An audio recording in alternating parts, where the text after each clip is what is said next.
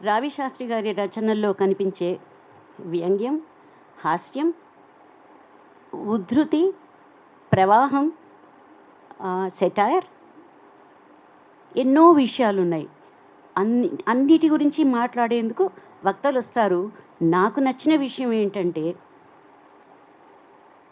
మనం చుట్టూ ఉన్న ప్రజల్ని, మనుషుల్ని చూసి అక్కడ జరుగుతున్న అన్యాయాల్ని కానీ, వాళ్ళు పడుతున్న కష్టాల్ని కానీ చూసి స్పందించలేకుండా బండబారిన హృదయాలతో నడిచి వెళ్ళిపోతున్న మనుషులకి ఒక క్షణం ఆగండి, గుండెలో కొంచెం తడిని నిలుపుకోండి అని గుర్తు చేస్తూ ఉంటాయి ఆయన రచనలు.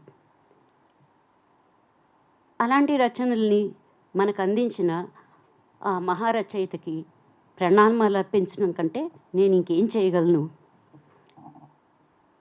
ఇవాళ ఈ కార్యక్రమాన్ని ఒక పుస్తకం, ముఖ్యంగా ఈ పుస్తకం గురించే తీసుకుందాం. రంగులు ఫిరంగులు అనే పుస్తకాన్ని ఆవిష్కరించడానికి ముందు జరిగిన పరిశ్రమ. పుస్తకం రాసుకున్నాం, తయారు చేసుకున్నాం, మేనుస్క్రిప్ట్ ఉంది, బాగుంది. బట్ ఈ మేనుస్క్రిప్ట్ని ఒక పుస్తక రూపంలో తీసుకురావడానికి పడిన కష్టాలు, నష్టాలు, వీటన్నిటి వెనక మాకు అండదండలుగా నిలబడింది నవీన్ గారు. డిజైనింగ్లో మనకు పూర్తి సహకారం అందించింది అక్షర సీత గారు.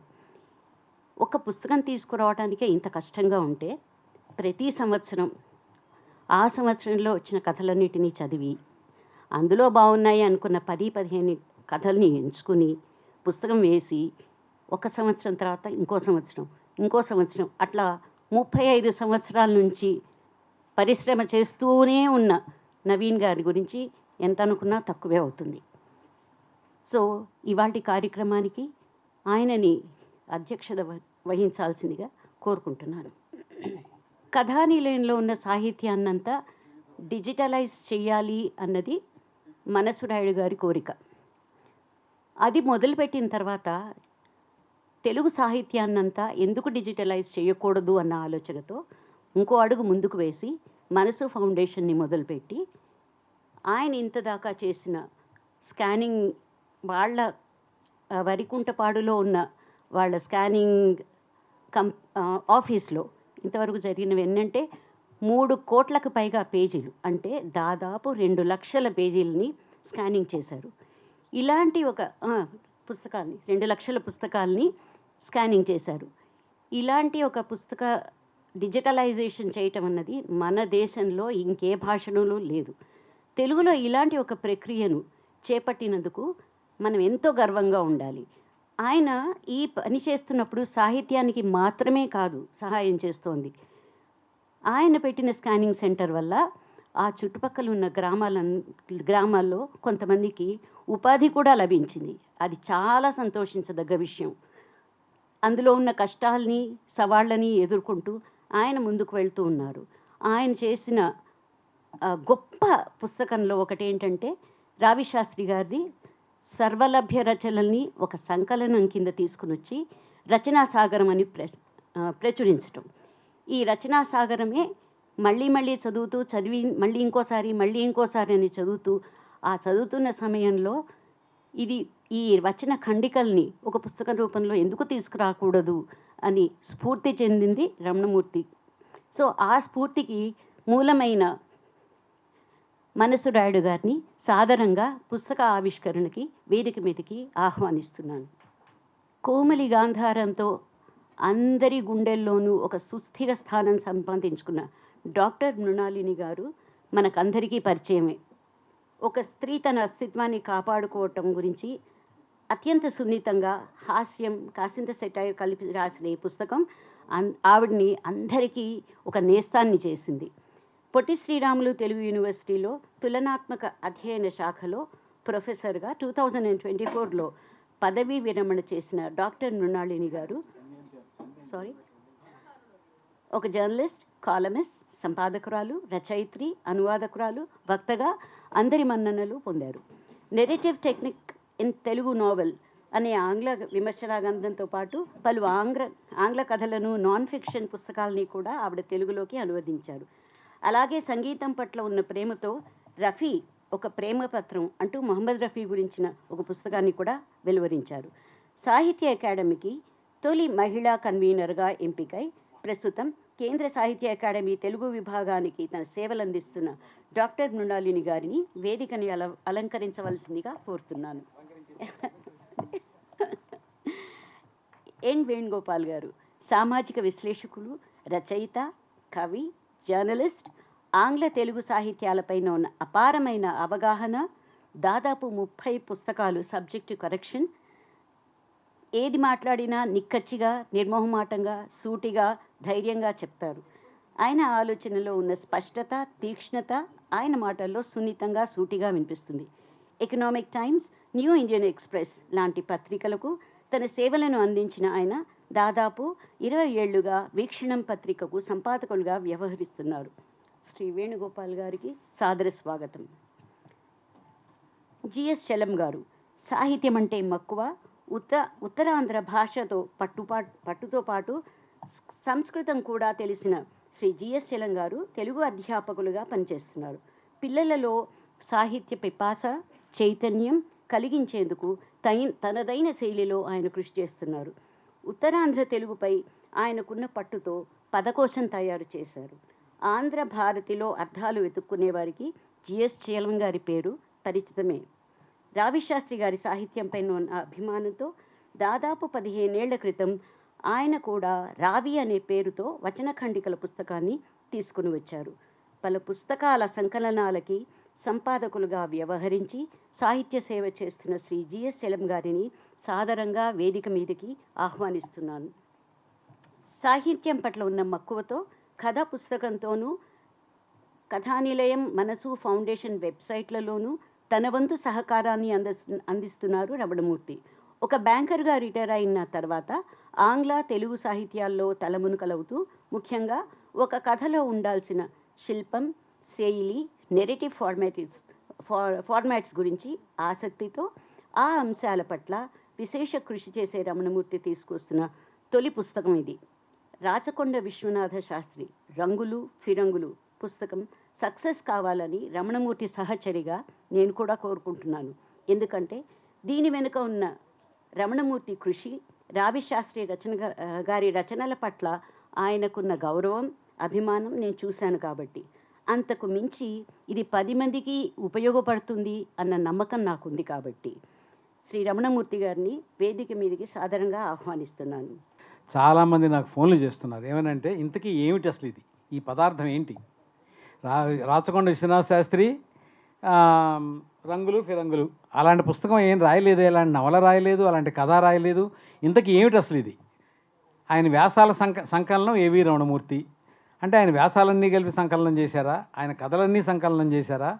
అయితే మరి ఇది ఏంటి అసలు ఇది అనేది ఒక శిఖామణి దగ్గర నుంచి మొదలుపెట్టి పైకి వెళ్తే అటు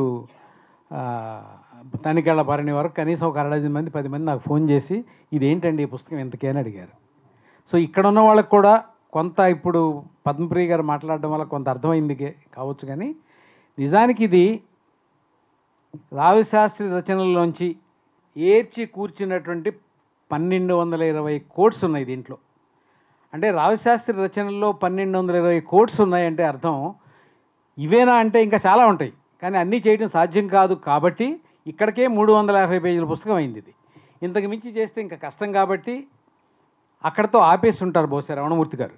ఎందుకంటే ఈ పని చేయడానికి రమణమూర్తి గారు దాదాపుగా 3 సంవత్సరాల నుంచి రావిశాస్త్రిని క్షుణ్ణంగా, సమగ్రంగా, ఇష్టంగా, ప్రేమగా, అభిమానంగా చదివి దాంట్లో ఆయనకు ఆహా అనిపించినవి, నచ్చినవి, గొప్పగా ఉన్నవి, ఇవి అందరూ చదివితే బాగుంటుంది అనిపించినవి అన్నీ కలిపి పుస్తకం వేద్దామని ఐడియా ఉందో లేదో నాకైతే తెలియదు. అప్పుడప్పుడు ఫేస్బుక్లో పెడుతూ వస్తున్నారు. చాలామంది మిత్రులు సలహా ఇచ్చి ఉండొచ్చు, ఫేస్బుక్లతో అవి అయిపోతాయి కాబట్టి పుస్తకం వేస్తే బాగుంటుంది ఆలోచించండి అని.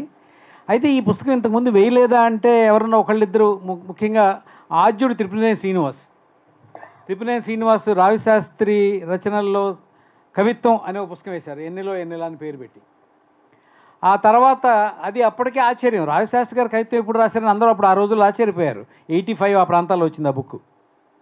ఆ తర్వాత చలం రావి అనే పేరుతో ఒక పుస్తకం వేశారు, కోట్సే అవి కూడా. అది ఒక 60-70 పేజీలు ఉంటుంది సుమారుగా.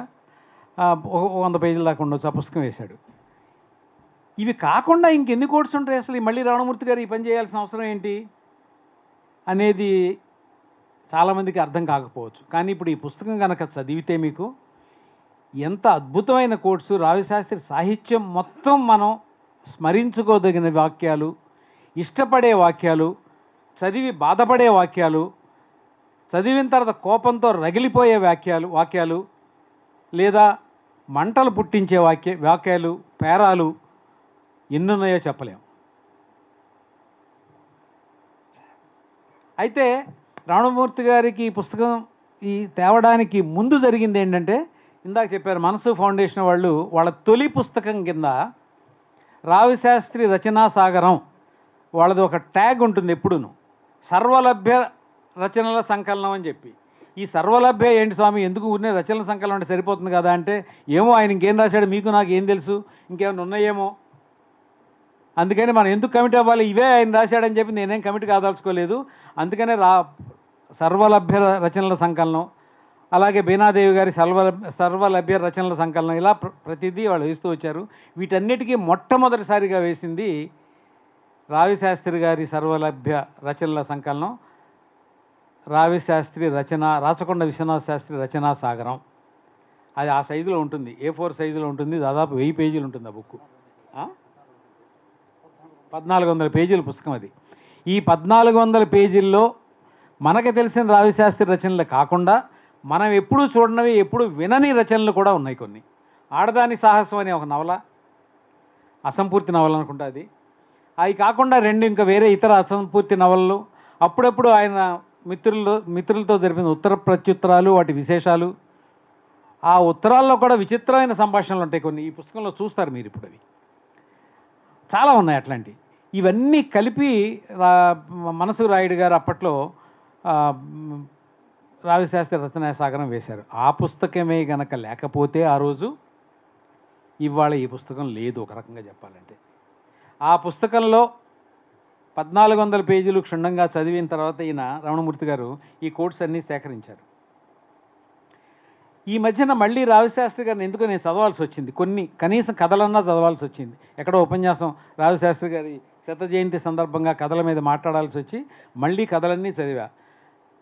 అయితే ఒక్కొక్కసారి ఏం జరుగుతుందంటే, మనందరికీ తెలిసిందే, కొత్త విషయం ఏం కాదు. ఒకప్పుడు ఇప్పుడు 30 ఏళ్ళలోనో 25 ఏళ్ళప్పుడు 40 ఏళ్ళప్పుడు ఒక పుస్తకం చదివి, ఒక రచయితను చదివి ఇది అద్భుతంగా ఉంది అని అనిపించి మనసులో అది ముద్ర పడిపోతుంది మనకి. ఆ ముద్ర పడిపోయిన తర్వాత మళ్ళీ ఎప్పుడో ఒక 20 ఏళ్ళ తర్వాత, మనకు వయసు పెరిగిన తర్వాత, కొంచెం ఆలోచన పరిధి విస్తరించిన తర్వాత, లేదా కుంచుకుపోయిన తర్వాత, కారణాలు ఏమైనప్పటికీ మళ్ళీ చదివితే ఏంటి ఈ రచన ఇంత, అప్పుడు మనం గొప్పగా ఆనందపడిపోయాం, ఏంటి ఇంత పేలవంగా ఉంది అనిపిస్తుంది. ఒక్కొక్కసారి అరే అప్పుడు మనకు పెద్దగా నచ్చలేదు, ఇప్పుడు అద్భుతంగా ఉంది ఏంటి ఇది అనిపిస్తుంది. అప్పుడు ఎలాగుందో ఇప్పుడు అలాగే ఉంది అనిపిస్తుంది. లేకపోతే ఇలా అనిపించే రచయితల్లో అప్పటికంటే ఇప్పుడు ఇంకా అద్భుతంగా ఉంది అనే అనిపించే రచయితలు రావిశాస్త్రి గారు ఒకళ్ళని ఆ కథలు చదివిన తర్వాత నాకు అనిపించింది. ఇవాళకి ఆ కథలకి రిలవెన్స్ ఉంది, అది మా దురదృష్టం. రావిశాస్త్రి గారి కథలకి ఇవాళకి రిలవెన్స్ ఉందని చెప్పడం దురదృష్టం. ఎందుకంటే ఆ పరిస్థితులు ఏమీ మారలేదనుకోవడం, మారకపోవటం అనేది. 50 ఏళ్ల క్రితం ఈ సమాజంలో, ఈ దుర్మార్గమైన సమాజంలో ఏ పరిస్థితులు ఉన్నాయో అవే పరిస్థితులు అలాగే ఉండడం అనేది, రావిశాస్త్రి గారు ఆనాడు ఏదైతే రాశారో, ఎవరి గురించి అయితే రాశారో, ఎవరి గురించి బాధపడుతూ రాశారో, ఎవరి గురించి వ్యంగ్యంగా రాశారో, ఆ జడ్జీలు, ఆ పోలీస్ వ్యవస్థ, ఆ లాయర్లు, మొత్తం ఆ మధ్యతరగతి మనస్తత్వపు స్వరూప స్వభావాలు అన్నీ ఆనాడు ఎలా ఉన్నాయో ఈనాడు అలాగే ఉన్నాయి. ఇంకా గట్టిగా మాట్లాడితే కొన్ని సందర్భాల్లో పరిస్థితులు మరింత దిగజారాయి కూడా. ఇది విషాదకరం ఒక రకంగా చెప్పాలంటే. రావిశాస్త్రి గారు even today is more relevant than yesterday. ఒక 50 ఏళ్ల క్రితం కంటే కూడా ఇవాళ చాలా ఆయనకి ప్రాసంగికత ఉందని నేను బలంగా ఈ కథలు చదివిన తర్వాత మళ్ళీ అనిపించింది నాకు. ఒక్క విషయం చెప్పి నేను ముగిస్తా.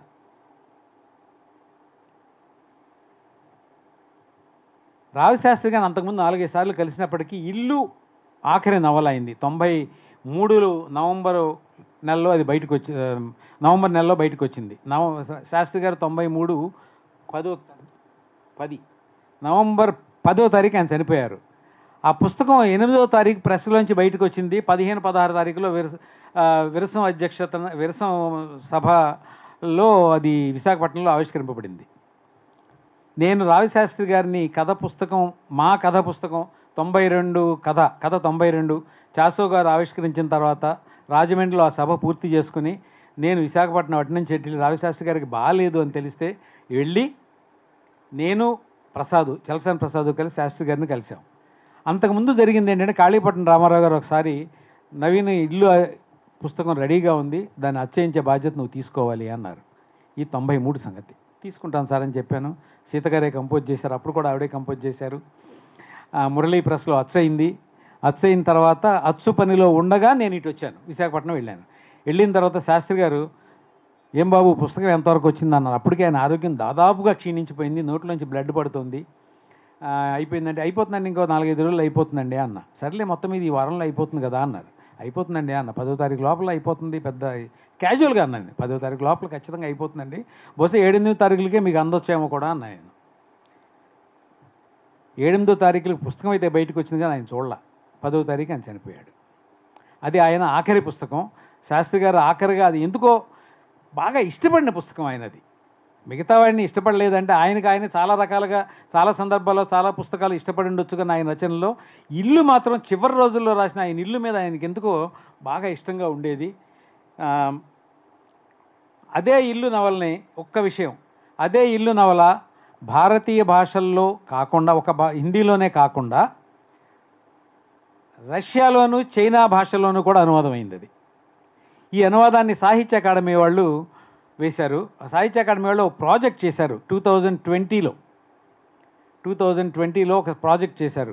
ఆ ప్రాజెక్ట్లో ఏంటంటే ఒక 10 పుస్తకాలని, భారతీయ భాషల్లో 10 పుస్తకాలని సెలెక్ట్ చేసి చైనా రష్యాల్లోకి ట్రాన్స్లేట్ చేసి ఆదాన ప్రదాన ఒప్పందం ఏదో ఆ దేశాలతో చేసుకున్నారు.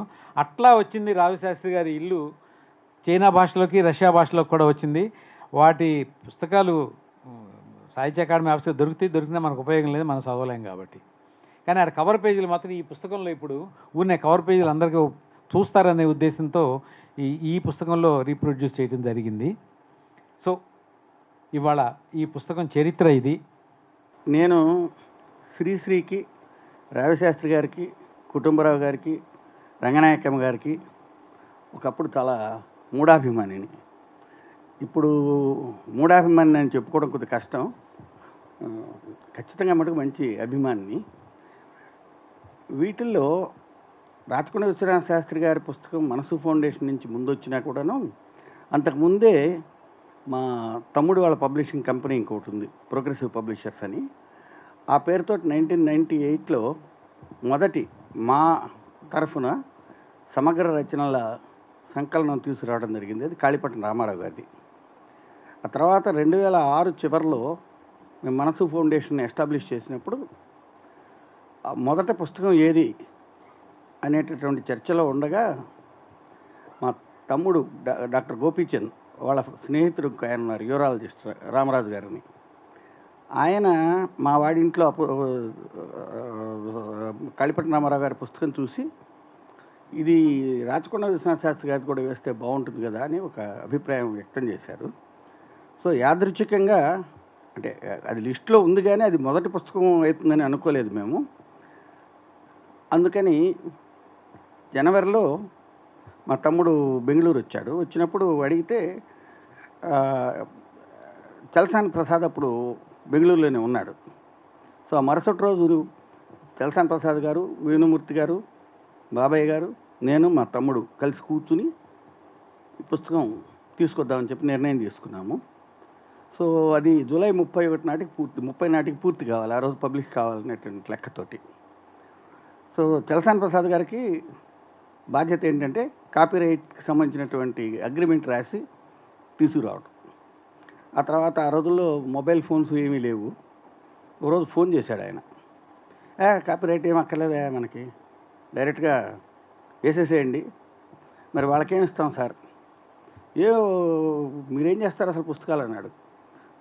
కాళీపట్నం రామారావు గారికి అయితే 1000 కాపీలు వేసాం, 1300 కాపీలు వేసామండి. 300 కాపీలు మా ఫ్రెండ్స్కి వీళ్ళకి పంచుకున్నాం.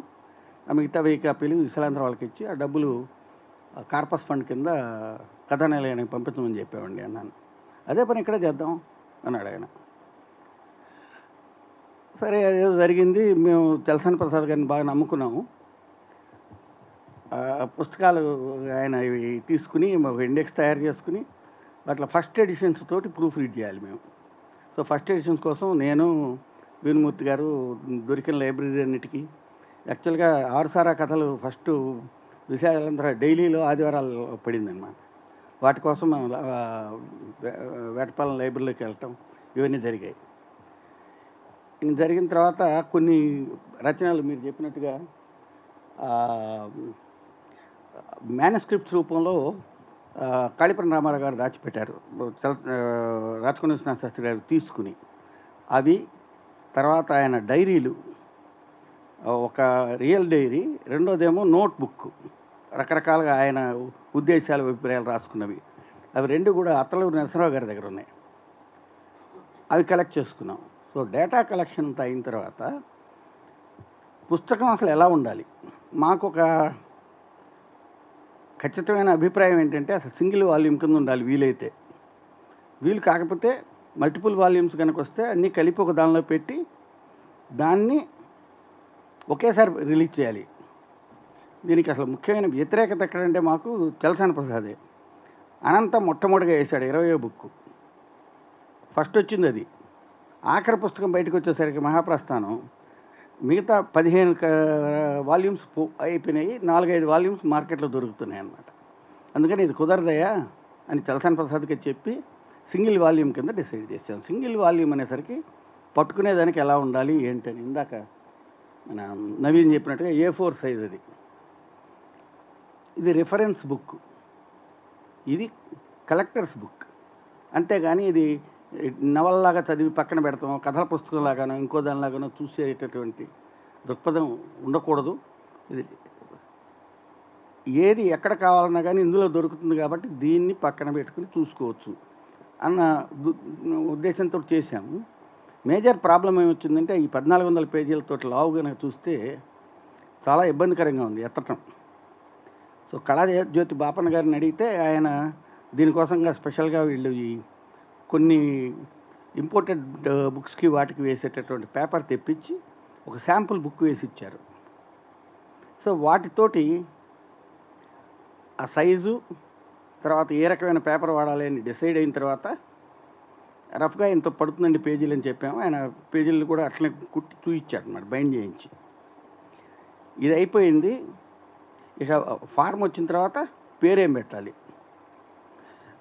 బాపు గారిని కవర్ పేజ్ కోసం రిక్వెస్ట్ చేశాము. సో రమణ గారు డిసైడ్ చేశారన్నమాట పేరు, టైటిల్. ఆయనకు అసలు విశాఖపట్నంలో ఉన్నటువంటి సముద్ర తీరం అంటే ఉన్న ప్రేమ ఇంక దేనికి లేదు కాబట్టి దాని పేరు రచనా సాగరం అని పెట్టండి అని. సో అలా పుస్తకం పేరు రచనా సాగరం ముళ్ళపూడి వెంకటరమణ గారు చెప్పారు. బాపు గారు కవర్ పేజ్ వేశారు. వీటితోటి అట్లీస్ట్ బుక్ ఫామ్ అయితే ఏర్పడింది. ప్రూఫ్ రీడింగ్ అంతాను యువటూరి సురేష్ అని మద్రాసులో ఉంటాడు, ఇప్పుడు ఇండియన్ ఎక్స్ప్రెస్లో పనిచేస్తున్నాడు, ఆయన చూశారు. బట్ ప్రతిసారి ప్రూఫ్లు దిద్దటం, పంపించడం ఇవన్నీ జరిగినటువంటి ప్రాసెస్లో జూలై 31 నాటికి ఫైనల్ ప్రూఫ్ అయినటువంటి ప్రెస్ కాపీ రెడీ కాలేదు. అందువల్ల అప్పుడు ఏం చేసామంటే మేము డమ్మీ పుస్తకాలతోటి బుక్ రిలీజ్ పెట్టాం. ఇక బుక్ రిలీజ్ అయిన తర్వాత, అంటే ఇది కొద్దిగా ఇరిటేటింగ్ ఇష్యూ, ఎక్కువ చెప్పకూడదు, అదే అంటాం.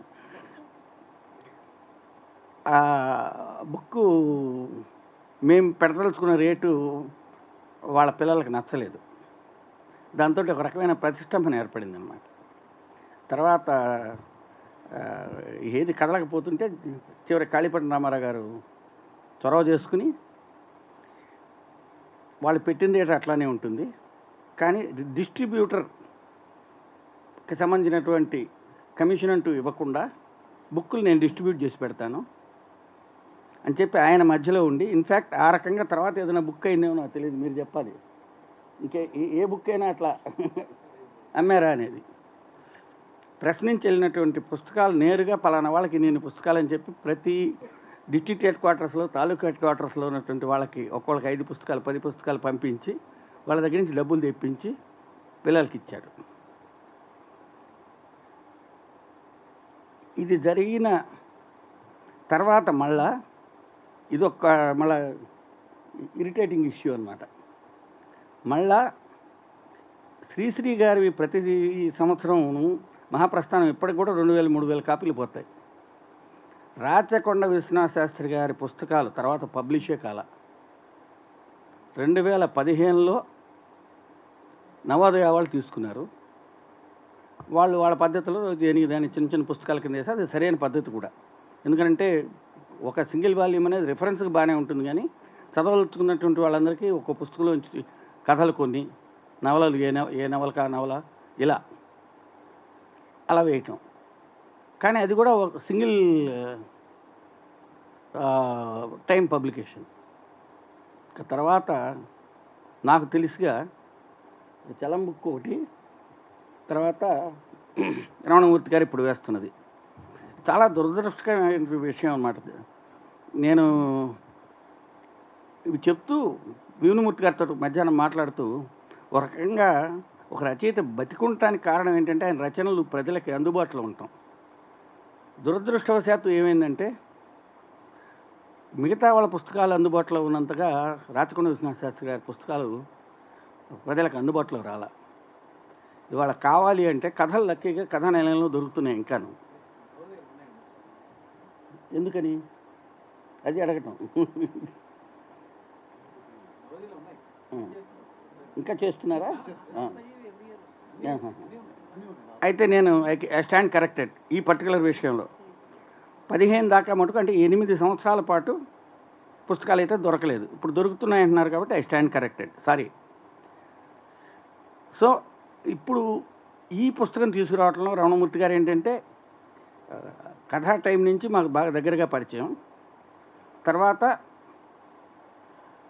కథా నిలయానికి వెబ్సైట్ ఒకటి పెట్టి దానిలో మన కాళీపట్నం రామారావు గారి నవతీతరణం టైంకి కనీసం ఒక 30,000 పుస్తకాలు ఉండేటట్టుగా చేద్దాం. 2014 నాటికి 40,000 కథలు ఉండేటట్టుగా ఆ కార్యక్రమాన్ని మొత్తం తన భుజస్కంధాల మీద ఎత్తుకుని ఆయన కరెక్ట్గా అంతకు ముందు రోజే 43,000 పూర్తి చేశారు ఆయన. అది అయిన తర్వాత మళ్ళా మొన్నటికి 75,000 దాటాం. ఆయనే మళ్ళీ ఇంకెవరు చేయలేదు. దాంట్లో ఇండెక్సింగ్ చాలామంది చేసి ఉండొచ్చు, టెక్నికల్ సపోర్ట్ అంతా సాయి గారు చేశారు. మన కాళీపట్నం రామారావు గారు పోయిన తర్వాత యాక్చువల్గా ఆయన బతికున్న రోజులు ఎక్కువ మంది చూడలేదు, కానీ ఆ తర్వాత మటు కథా నిలయానికి విపరీతంగా రావటం మొదలెట్టారు. ఇప్పటికి కూడా కనుక స్టాటిస్టిక్స్ అనేది తీసుకుంటే దాదాపు ప్రతి నెల కూడాను 6-7 మంది వచ్చి చూడటం, కథలు డౌన్లోడ్ చేసుకోవటం రెగ్యులర్గా జరుగుతుంది. కథ రమణమూర్తి గారు మేము దగ్గరగానే కలుస్తూ ఉండేవాళ్ళం. ఈ మధ్య ఏంటంటే నేను ఒక 1.5 year నుంచి బెంగళూరు నుంచి హైదరాబాద్ వచ్చాను. అప్పటి నుంచి ఇంకా తరచుగా కలుసుకోవటం ప్రారంభమైంది. ఆ ప్రాసెస్లో దీని గురించి కొంత చర్చ జరిగింది మా మధ్య కూడా. చాలా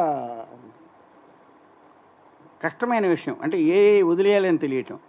ఆయన ప్రాబ్లీ నేను అనుకోవటం ఏంటంటే ఒక 3,000 రాసుకుని దానిలో నుంచి 12,000 దాదాపుగా బయటికి తీసుంటారని అనుకుంటున్నాను.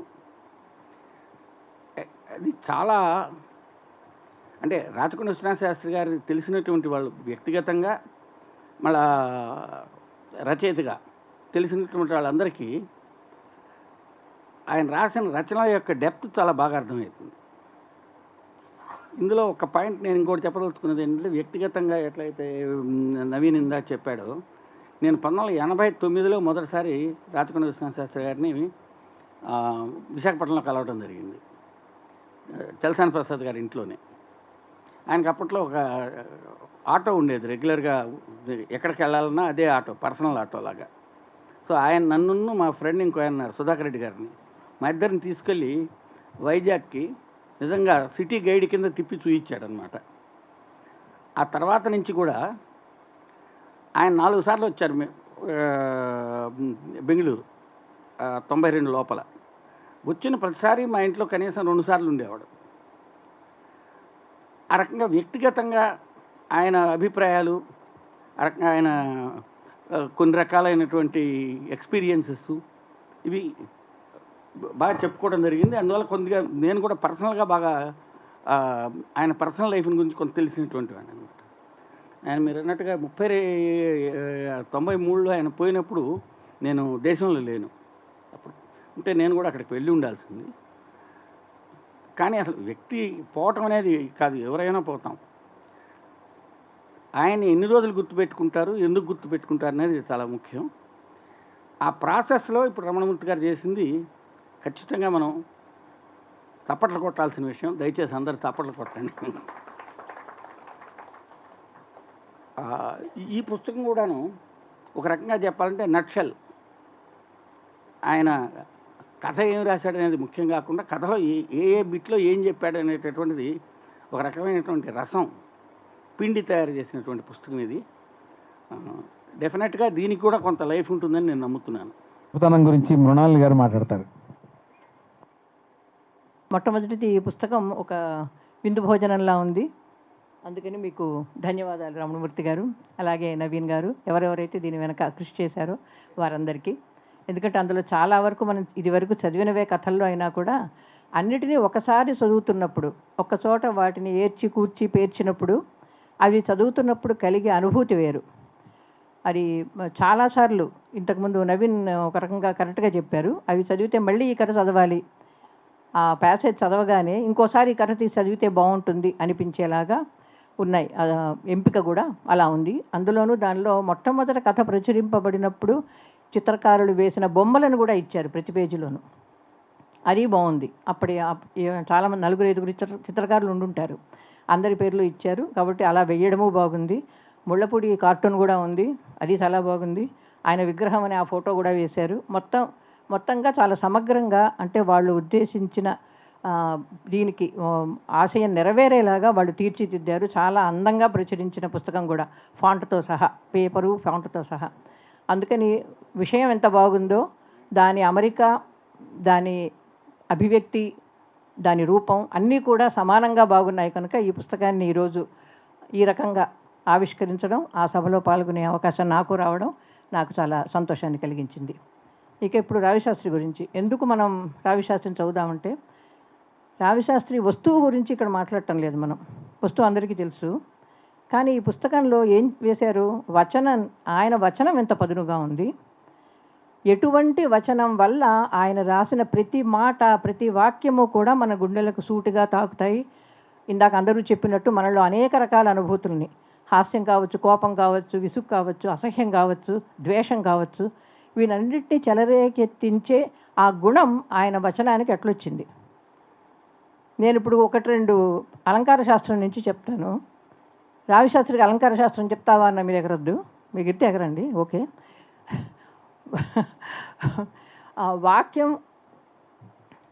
ఒక వాక్యం ఎటువంటి ఒక్క వాక్యమే ఒక కావ్యం లాంటి రసావిష్కరణ చేయగలదు అనే మాట విశ్వనాథుడు అనే ఒక అలంకార శాస్త్రవేత్త సాహిత్య దర్పణం అనే పుస్తకం అన్నాడు. వాక్యం రసాత్మకం కావ్యం, చాలా ప్రసిద్ధి చెందిన వాక్యం అది. అంటే ఒక వాక్యము, ఒక కావ్యం అంతటా ఉండే రసాన్ని ఒక్క వాక్యమే అందించగలిగినప్పుడు మనము ఆ కొటేషన్ని వాడతాం. దానికి ఉదాహరణలుగా చెప్పగలిగిన వాళ్ళు ఇద్దరే తెలుగు రచయితలు నా ఉద్దేశంలో. ఒకరు గురజాడ, రెండోవారు రావిశాస్త్రి. కన్యాశుకంలో ప్రతి వాక్యము కూడా రసాత్మకమే. రావిశాస్త్రి రచనలు అన్నిటిలోనూ ప్రతి వాక్యము రసాత్మకమే. అంటే అటువంటి వాక్య నిర్మాణం అనేది ఆయనకు ఎలా సాధ్యమైంది, అటువంటి వాక్యాన్ని ఆయన రాయడం వల్లనే ఈరోజు మనం ఆయన ఎందుకంతగా గుర్తుపెట్టుకుంటున్నామంటే ఆయన వచనంలో ఉండే శక్తి వల్ల మనం గుర్తుపెట్టుకుంటున్నాం. అటువంటి రససిద్ధి ఆయన వాక్యం ద్వారా ఆయన మనకు ఎలా కల్పించాడు. చాలాసార్లు ఆయన చదువుతున్నప్పుడు నేను 4-5 కారణాలు చెప్తాను ఆయన వచనం అంతా ఎలా ఉంది అని చెప్పడానికి. 4-5 కారణాలు. మొట్టమొదటిది, అన్నిటికంటే ముఖ్యమైనది బహుశా ఏమిటి అంటే, ఆయన చాలా బాగా తెలుగు భాషని సాహిత్యాన్ని అధ్యయనం చేసినవాడు. ఆయన చెప్పాడో లేదో నాకు తెలియదు ఎక్కడైనా, కానీ ఆయన వాక్య నిర్మాణం కానీ, ఆయన వాడిన పదాలు కానీ, పరిభాష కానీ, ఆయన న్యాయ చట్టాలకు సంబంధించిన విషయాలని తెలుగులో వ్యక్తం చేసిన విధానం కానీ, ఇవన్నీ కూడా ఆయన బాగా అధ్యయనపరుడు అని చెప్తాయి.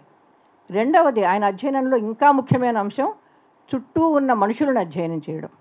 పుస్తకాలు అధ్యయనం చేయడం ఒక వంతు అయితే, తన చుట్టూ ఉన్న వాళ్ళు, తన దగ్గరకు వచ్చేవాళ్ళు, కేసుల వాళ్ళు ఎవరైనా కావచ్చు, వాళ్ళ భాషను, వాళ్ళ అనుభవాలను దాని నుంచి తను తీసుకున్నాడు కాబట్టి భాషని అది మరింత రసవత్తరం అయింది. అంటే ఈ అధ్యయనం అనే మాట ఎందుకన్నానంటే, ఒక వర్ణన ఉంది, దాన్ని చక్కగా దాన్ని కోట్ చేశారు వీళ్ళు. కర్రకాలు, ముసలాడి కర్రకాళ్ళు దూరమైపోయాయి, శబ్దం దూరంగా వినిపించింది, సన్నగా వినిపించింది, వినిపించడం మానేసింది. ఇక్కడ విషయాన్ని ఆయన దృశ్యమానం చేస్తున్నాడు. ముసలివాడి కర్రకాలు దూరమైంది, చిన్నగా వినిపించింది, వినిపించడం మానేసింది. ఇది మనకు ముసలాడు వెళ్ళిపోయాడు అని చెప్పడానికి, వెళ్ళిపోయాడు అక్కడి నుంచి అని చెప్పకుండా ఇలా రాయడం. దీన్ని చదివితే నాకు కొంతమంది ఆశ్చర్యపోవచ్చు, కానీ కంకటి పాపరాజు ఉత్తరరామచరితం గుర్తొచ్చింది. దానిలో సీత లక్ష్మణుడు తన రథంలో తీసుకొచ్చి దింపేసి వెళ్ళిపోతుంటే సీత నమ్మదు, నిజంగా లక్ష్మణుడు వెళ్ళిపోతున్నాడు అనుకోదు. ఈ రథం వస్తుంది, మళ్ళీ నన్ను తీసుకెళ్తాడు లక్ష్మణుడు అనుకుంటుంది, ఎందుకంటే నమ్మశక్యం కాదు తను వదిలేయమన్నాడు అడవిలో అని. సీత అటు చూస్తూ ఉంటుంది, రథం వెళుతోంది. కాసేపటి తర్వాత రథ కేతనం మాత్రమే కనిపిస్తోంది. ఇంకాసేపటి తర్వాత రథ చక్రాల నుంచి రేగిన ధూళి మాత్రమే కనిపిస్తోంది. ఆ తర్వాత ధూళి కూడా అదృశ్యమైపోయింది. సీత కుంగిపోయింది అని ముగిస్తాడు. అంటే ఒక వాక్యాల ద్వారా, నీ వాక్య నిర్మాణం ద్వారా ఈ రెండిటికి పోలిక చూడండి.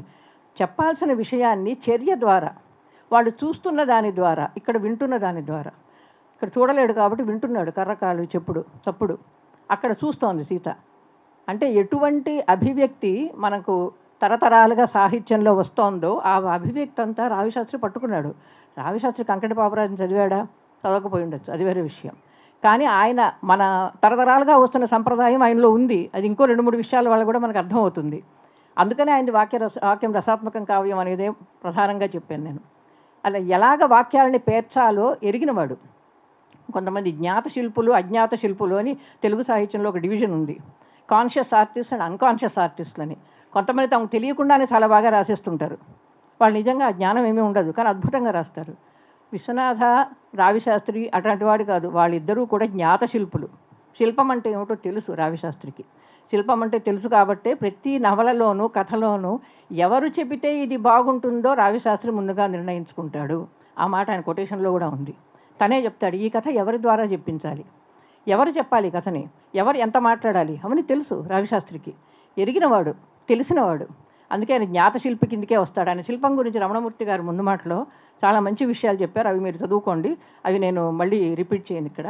అందుకని ఆయన రెండవది, ఆయన వాక్యంలో అంత గొప్పగా ఉండడానికి, మనం గుర్తుండిపోవడానికి కారణాలు అలంకారాలను ఆయన వాడిన పద్ధతి. ఎవరో అన్నారు, ఉపమా కాళిదాసస్య తీసేసి ఇంక నుంచి ఉపమా రావిశాస్త్రస్య అనాలి అని. ఉపమాలంకారాన్ని రావిశాస్త్రి వాడినట్టు తెలుగు సాహిత్యంలో ఎవరూ వాడలేదు. ఇంక ఇక్కడ దానికి ఏమీ ఎక్సెప్షన్లు లేవు. కనీసం వేరే దానికి వాక్యం రసాత్మకంకైనా గురజాడని చెప్పాను, కానీ అలంకారాలు ప్రయోగించడంలో రావిశాస్త్రికి సాటి వచ్చేవారు తెలుగు సాహిత్యంలో కవులు కానీ వచన రచయితలు కానీ ఎవరూ లేరు. ఉపమ, ఉత్ప్రేక్ష, ఉల్లేఖం, రూపకం, అప్రస్తుత ఇంకా చాలా వాడతాడు ఆయన. చాలా అద్భుతంగా వాడతాడన్ని. వాటితో పాటు ఇవి శబ్దాలంకారాలు కూడా వాడతాడు. శబ్దాలంకారాలు వాడడం అన్నది వచన సాహిత్యంలో అనుప్రాసలు వేసుకుంటూ పోతారు. మనకు ఆరుద్రుడు ఉన్నాడు అనుప్రాసలకి. ఆయన కవిత్వంలో అనుప్రాసలు విపరీతంగా వేశాడు. ఈయన వచన సాహిత్యంలో కూడా ఆదిప్రాస, అంత్యనుప్రాస వాడడమే కాదు, చక్కని ఒక చిన్న కథ, చాలా ఆయన కూడా ఇష్టమైన కథ అనుకుంటుంది, జరి అంచు తెల్లచీర ఏదో. దానిలో ఆ కథలో ఆమె విశాలాక్షి, 6 ఏళ్ల విశాలాక్షి సినిమా హాల్కి వెళ్ళింది. సినిమా హాల్కి వెళ్ళడం అదే మొదటిసారి. విశాలాక్షి అయింది. ఆ వాక్యం చూడండి, అది లాటానుప్రాసం. సాహిత్యం వాడు చెప్పమంటే అది లాటానుప్రాసం అంటాం. మొదటి విశాలాక్షికి రెండో విశాలాక్షికి తేడా ఉంది అర్థం. అదే పేరు. ఇక్కడ విశాలాక్షి, అక్కడ చాటంత కళ్ళు వేసుకుని చూసింది, మొదటిసారి వెళ్ళింది కదా, అందుకని కళ్ళు విప్పార్చుకుని చూసింది అనేది రెండవ విశాలాక్షికి అర్థం. ఇట్లాంటి అనుప్రాసలు వేయడం, ఇటువంటి ప్రాసలు వేయడం, ఆయనకి ఎంత భాష మీద పట్టు లేకపోతే ఇటువంటి వర్ణనలు ఆయన చేస్తాడు. ఒకే ఒక ఉపమానాన్ని పట్టుకొని వాళ్ళని మొత్తం 2-3 పారాగ్రాఫులు రాస్తాడు ఒకటే పట్టుకుని. అందులో చాలా మంచి ఉపమానం ఒకటి ఉంది, రాజమహిషిలో అనుకుంటాం. ఆమె 1000 ఇళ్లకో దీపం వెలిగించగలదు, ఆమె 1000 ఇళ్లల్లో దీపం వెలిగించగలదు, 10,000 కొంపలకు నిప్పంటించగలదు. పక్క వాక్యాలు చూడండి, ఎంత గొప్ప వాక్యాలు అవి. ఇలాంటి ఉదాహరణ లక్ష ఇవ్వచ్చు, నా నోటికి వచ్చినవి చెప్తున్నాను, నేను చదవడం లేదు పుస్తకం నుంచి. కాబట్టి ఆమె అగ్ని, అదే అక్కడ ఉపమానం. దాన్ని ఎట్లా వాడాడు? ఆమె సామర్థ్యం ఎటువంటిది? మంచి చేయగలదు, చెడు చేయగలదు. అలా చెప్తే రావిశాస్త్రి ఎందుకు అవుతాడు? అందుకే ఆమె 1000 ఇళ్లలో దీపం పెట్టగలదు, 10,000 కొంపలకి నిప్పంటించగలదు. ఇక్కడ మాట్లాడకుండా అక్కడ ఇళ్ళు, ఇక్కడ కొంప. ఎక్కడ ఏ పదం ఎలా వాడాలో, ఎక్కడ దేని మీద ఊనిక ఇవ్వాలో రావిశాస్త్రికి తెలిసినట్టు మరొకరికి తెలియదు. అంత చక్కగా అతను చెమటను తుడుచుకోవడం మానేశాడు. మనిషి ఆవిరైపోయాడు. రూపకాలానికి ఇంతకంటే మంచి ఉదాహరణ చెప్పలేం. గొప్ప రూపకాలంకరం అది. ఇలాంటి భాష మామూలు వచనంలో రాస్తూ, మామూలు కథ రాస్తూ, మీరందరూ అన్నట్టుగా మామూలుగా ఆయన మాట్లాడినవి అంతా కూడా అట్టడుగు వర్గాల జీవితాల గురించే మాట్లాడాడు. కానీ చెప్పినప్పుడు ఎలా చెప్తున్నాడు? అది బాధామయమైన దృశ్యమే కావచ్చు, మనల్ని ఆలోచింపజేసేదే, ద్వేషమో కోపమో రగిలించేదే కావచ్చు. చెప్పడం ఎంత కళాత్మకంగా చెప్తున్నాడు. చాలామంది రాస్తారు అలాంటి కథలు, ఆర్తుల కథలు ఎంతోమంది రాస్తారు. రావిశాస్త్రిని ఎందుకు గుర్తుపెట్టుకుంటాం మనం? రావిశాస్త్రిని ఎందుకు ఎక్కువ కోట్ చేస్తాం మనం? ఆ చెప్పే పద్ధతి వల్ల, ఆ శైలి వల్ల, ఆ శిల్పం వల్ల. దానివల్లే రావిశాస్త్రి మనకు ఇంకా ఏ రచయితకైనా మీరు ఇలాంటి పుస్తకం తీసుకురాగలరా? మీరే ఆలోచించండి. తర్వాత కొంచెం ఇంత పదునుగా రాసిన వాళ్ళు బహుశా నేను అనుకోవడం కేఎన్వై పతంజలి ఒకడు ఉన్నాడు, ఆయన రావిశాస్త్రిని అనుకరించిన వాడే. రావిశాస్త్రి ఎవరిని అనుకరించాడు అంటే గురజాడని. అది 3వ లక్షణం ఆయన వచనానికి ఉన్నది. ఇప్పుడు అలంకారాలు అయ్యాక 3వ లక్షణంగా చెప్పాల్సింది ఆయన వచనంలో తార్కిక వచనం అంటాం. అంటే ఆర్గ్యుమెంటేటివ్ ప్రోజ్. దాన్ని రావిశాస్త్రి సహజంగానే ఆయన వృత్తిరీత్యా కావచ్చు, ప్రవృత్తిరీత్యా కావచ్చు, చక్కగా కార్యకారణ సంబంధంతో విశ్లేషించగల నైపుణ్యం ఆయనకు సహజంగా అబ్బిన వరం. దానికి తోడు వృత్తి కూడా అదే. ఆయనకు మాత్రమే అది వృత్తి. కానీ ఆయన పాత్రలన్నిటికీ వాటి లోతుపాతులు తెలుసు. ఆయన పాత్రలు తన చుట్టూ ఉన్న పరిసరాల నుంచి, పరిజనుల నుంచి నేర్చుకున్నాడో, లేకపోతే వాళ్లకు తన లక్షణాన్ని ఆపాదించాడో తెలియదు. కానీ ఆరుసారా కథలు చదివినా, రత్తాలు రాంబాబులో రత్తాల ఆర్గ్యుమెంట్లు చదివినా, రాజు మహిషిలో మనకు ఆవిడ గేదెల రాజమ్మ డైలాగులు చదివినా మనకు స్పష్టంగా అర్థమవుతుంది ఆ తార్కిక వచనం అనేది ఎలా ఉంటుంది. తార్కిక వచనం ఎలా ఉంటుంది? ఒకదాని తర్వాత ఒకటి కార్యకారణ సంబంధాలను చెప్పుకుంటూ అసలు విషయాన్ని, నీ బాధనో నీ ఆక్రోశాన్నో అన్నిటినీ వెళ్ళగక్కుతావు. ఆ తార్కిక వచనాన్ని అద్భుతంగా వాడినవాడు మొట్టమొదటివాడు గురజాడ. మళ్ళీ గిరీశం. నువ్వు చేసే ప్రతి పిచ్చి ఆర్గ్యుమెంట్కి అద్భుతమైన కార్యకారణ సంబంధంతో చెప్పగలిగిన వాడు గిరీశం తర్వాత, అంటే గురజాడ సృష్టించిన గిరీశం తర్వాత అటువంటి తార్కిక వచనాన్ని అసాధారణంగా వాడినవాడు రావిశాస్త్రి. ఆయన కంటే చాలా ఎక్కువగా వాడినవాడు, చాలా ప్రయోజనవంతంగా వాడినవాడు రావిశాస్త్రి. అందుకే ఆయన పాత్రలోని దీని మీదే ఒక విమర్శ కూడా ఉంది రావిశాస్త్రి శైలి మీద. ఆయన స్త్రీ పాత్రలు వీళ్ళందరూ ఒకరు, మీరు మాయ చదవండి, ఇందాక తను చెప్పిన మాయ కానీ ఏ కథైనా చదవండి, అందులో ముఖ్యంగా ఆరుసారా కథల్లో ఏవి చదివినా మనకేమనిపిస్తుంది? ఈ గొంతు ఎవరిది? రావిశాస్త్రిదా? లక్ష్మమ్మదా? ఎవరిది గొంతు? మహాలక్ష్మమ్మదా? ఎవరిదా గొంతు? ఆ కంఠస్వరం ఎవరిది? రావిశాస్త్రిదా వాళ్ళదా? ఇంత లాజికల్గా ఈ ఆడవాళ్ళు మాట్లాడతారా? ఇక్కడ రావిశాస్త్రి గొప్పతనం ఎక్కడ బయటపడుతుందంటే, ఆ ఆర్గ్యుమెంట్లన్నీ రావిశాస్త్రి మనసులోంచి పుట్టి ఉండొచ్చు. ఒక అమ్మాయి, నువ్వు అది సారా తీసుకెళ్తున్నావు అంటే దొంగ సారాలకి తామెందుకు బలవుతున్నారు, ఎవరి కారకులో వాళ్ళందరూ బయటే ఉండి తామే ఎందుకు జైళ్ళకి వెళ్తున్నారనే విషయం మీద చాలా సుదీర్ఘమైన ఉపన్యాసం ఇస్తుంది. ఆ ఉపన్యాసం నిజంగా ఆవిడిస్తోందా, రావిశాస్త్రి ఆవిడ చేతి ఇప్పిస్తున్నాడా? ఈ రెండింటికి ఉన్న సూక్ష్మమైన తేడాను కూడా మనం, అంటే విమర్శకులుగా మనం చూడాలి. రావిశాస్త్రి అక్కడ నేర్పుగా చేసిన పని ఏమిటంటే ఆ భాష, ఆమె వాడే భాష, ఆమె అనుభవం నుంచి వచ్చే ఆమె కంఠస్వరం ఎక్కడా దెబ్బతినకుండా, రచయిత రాకుండా జాగ్రత్త పడ్డాడు. అది ఎక్కడ? కేవలం భాష వినియోగం, ఆ మాట సరళి, మాట పొందిక, మాట్లాడే పద్ధతి, కంఠస్వరం, వీటి ద్వారా దాన్ని సాధించాడు. నిజానికి ఆర్గ్యుమెంట్లు రావిశాస్త్రివి అయి ఉండొచ్చు, కానీ ఆవిడ చెప్తుంటే చాలా సహజంగా ఉంటాయి మనకి. ఇంత ఆర్గ్యుమెంట్ ఈ అమ్మాయికి వచ్చా అని మనం అనుకోం, చాలా సహజంగా ఉంటుంది ఆవిడ మాట్లాడుతున్నాను సేపు. అవన్నీ రచయితగా రావిశాస్త్రి అభిప్రాయాలే. పోలీసులను తిట్టినా, న్యాయ వ్యవస్థను తిట్టినా అవన్నీ కానీ ఆవిడ అనుభవం నుంచి అది ఎలా వచ్చింది అని చెప్పడానికి ఆవిడ కంఠానే పెడతాడు తప్ప రచయితగా తాను దూరిపోడు, ఆవిడ చేతే చెప్పిస్తాడని. అందుకే ఇంతింత పొడుగు డైలాగులు ఉన్నా మనకు కళ్ళు తిప్పుకొనివ్వకుండా చదువుకుంటూ పోతాం రావిశాస్త్రి డైలాగుల్ని. ఎందుకు? అటువంటి వచనం ఆయన రాయగలిగాడు. ఆ వచనం రాయడం అంటే అక్కడ మాండలికం రాశాడు, అది నిజమే, అవన్నీ మాండలికాలు రాశాడు. ఆ మాండలికాన్ని అద్భుతంగా పట్టుకున్నాడు. ఆ పదాలన్నింటినీ కూడా ఎక్కడ ఎలా వాడాలో అలాగే వాడాడు. ఎక్కడ తన భాష ఉండదు, తన భాష లేకుండా రాస్తాడు. తార్కిక వచనం కాకుండా, అంటే వీటన్నిటి గురించి కూడా పెద్దగానే వ్యాసం రాయగలను, కానీ ఇప్పుడు అంతొద్దు. వ్యక్తిత్వాన్ని చెప్పడం, ఒక కథా గమనానికి కావాల్సి ఒక్కొక్క వాక్యంలో ఎన్ని విషయాలు చెప్తాడు. అల్పజీవి నవలలో ఇంట్లో ఉన్న ఒక్క కుర్చీలోనూ కూర్చోకుండా వీధి వరండాలో నిల్చొని కాఫీ నీళ్లు తాగుతున్నాడు సుబ్బయ్య. ఇది వాక్యం, అది మొదట్లోనే వస్తుంది.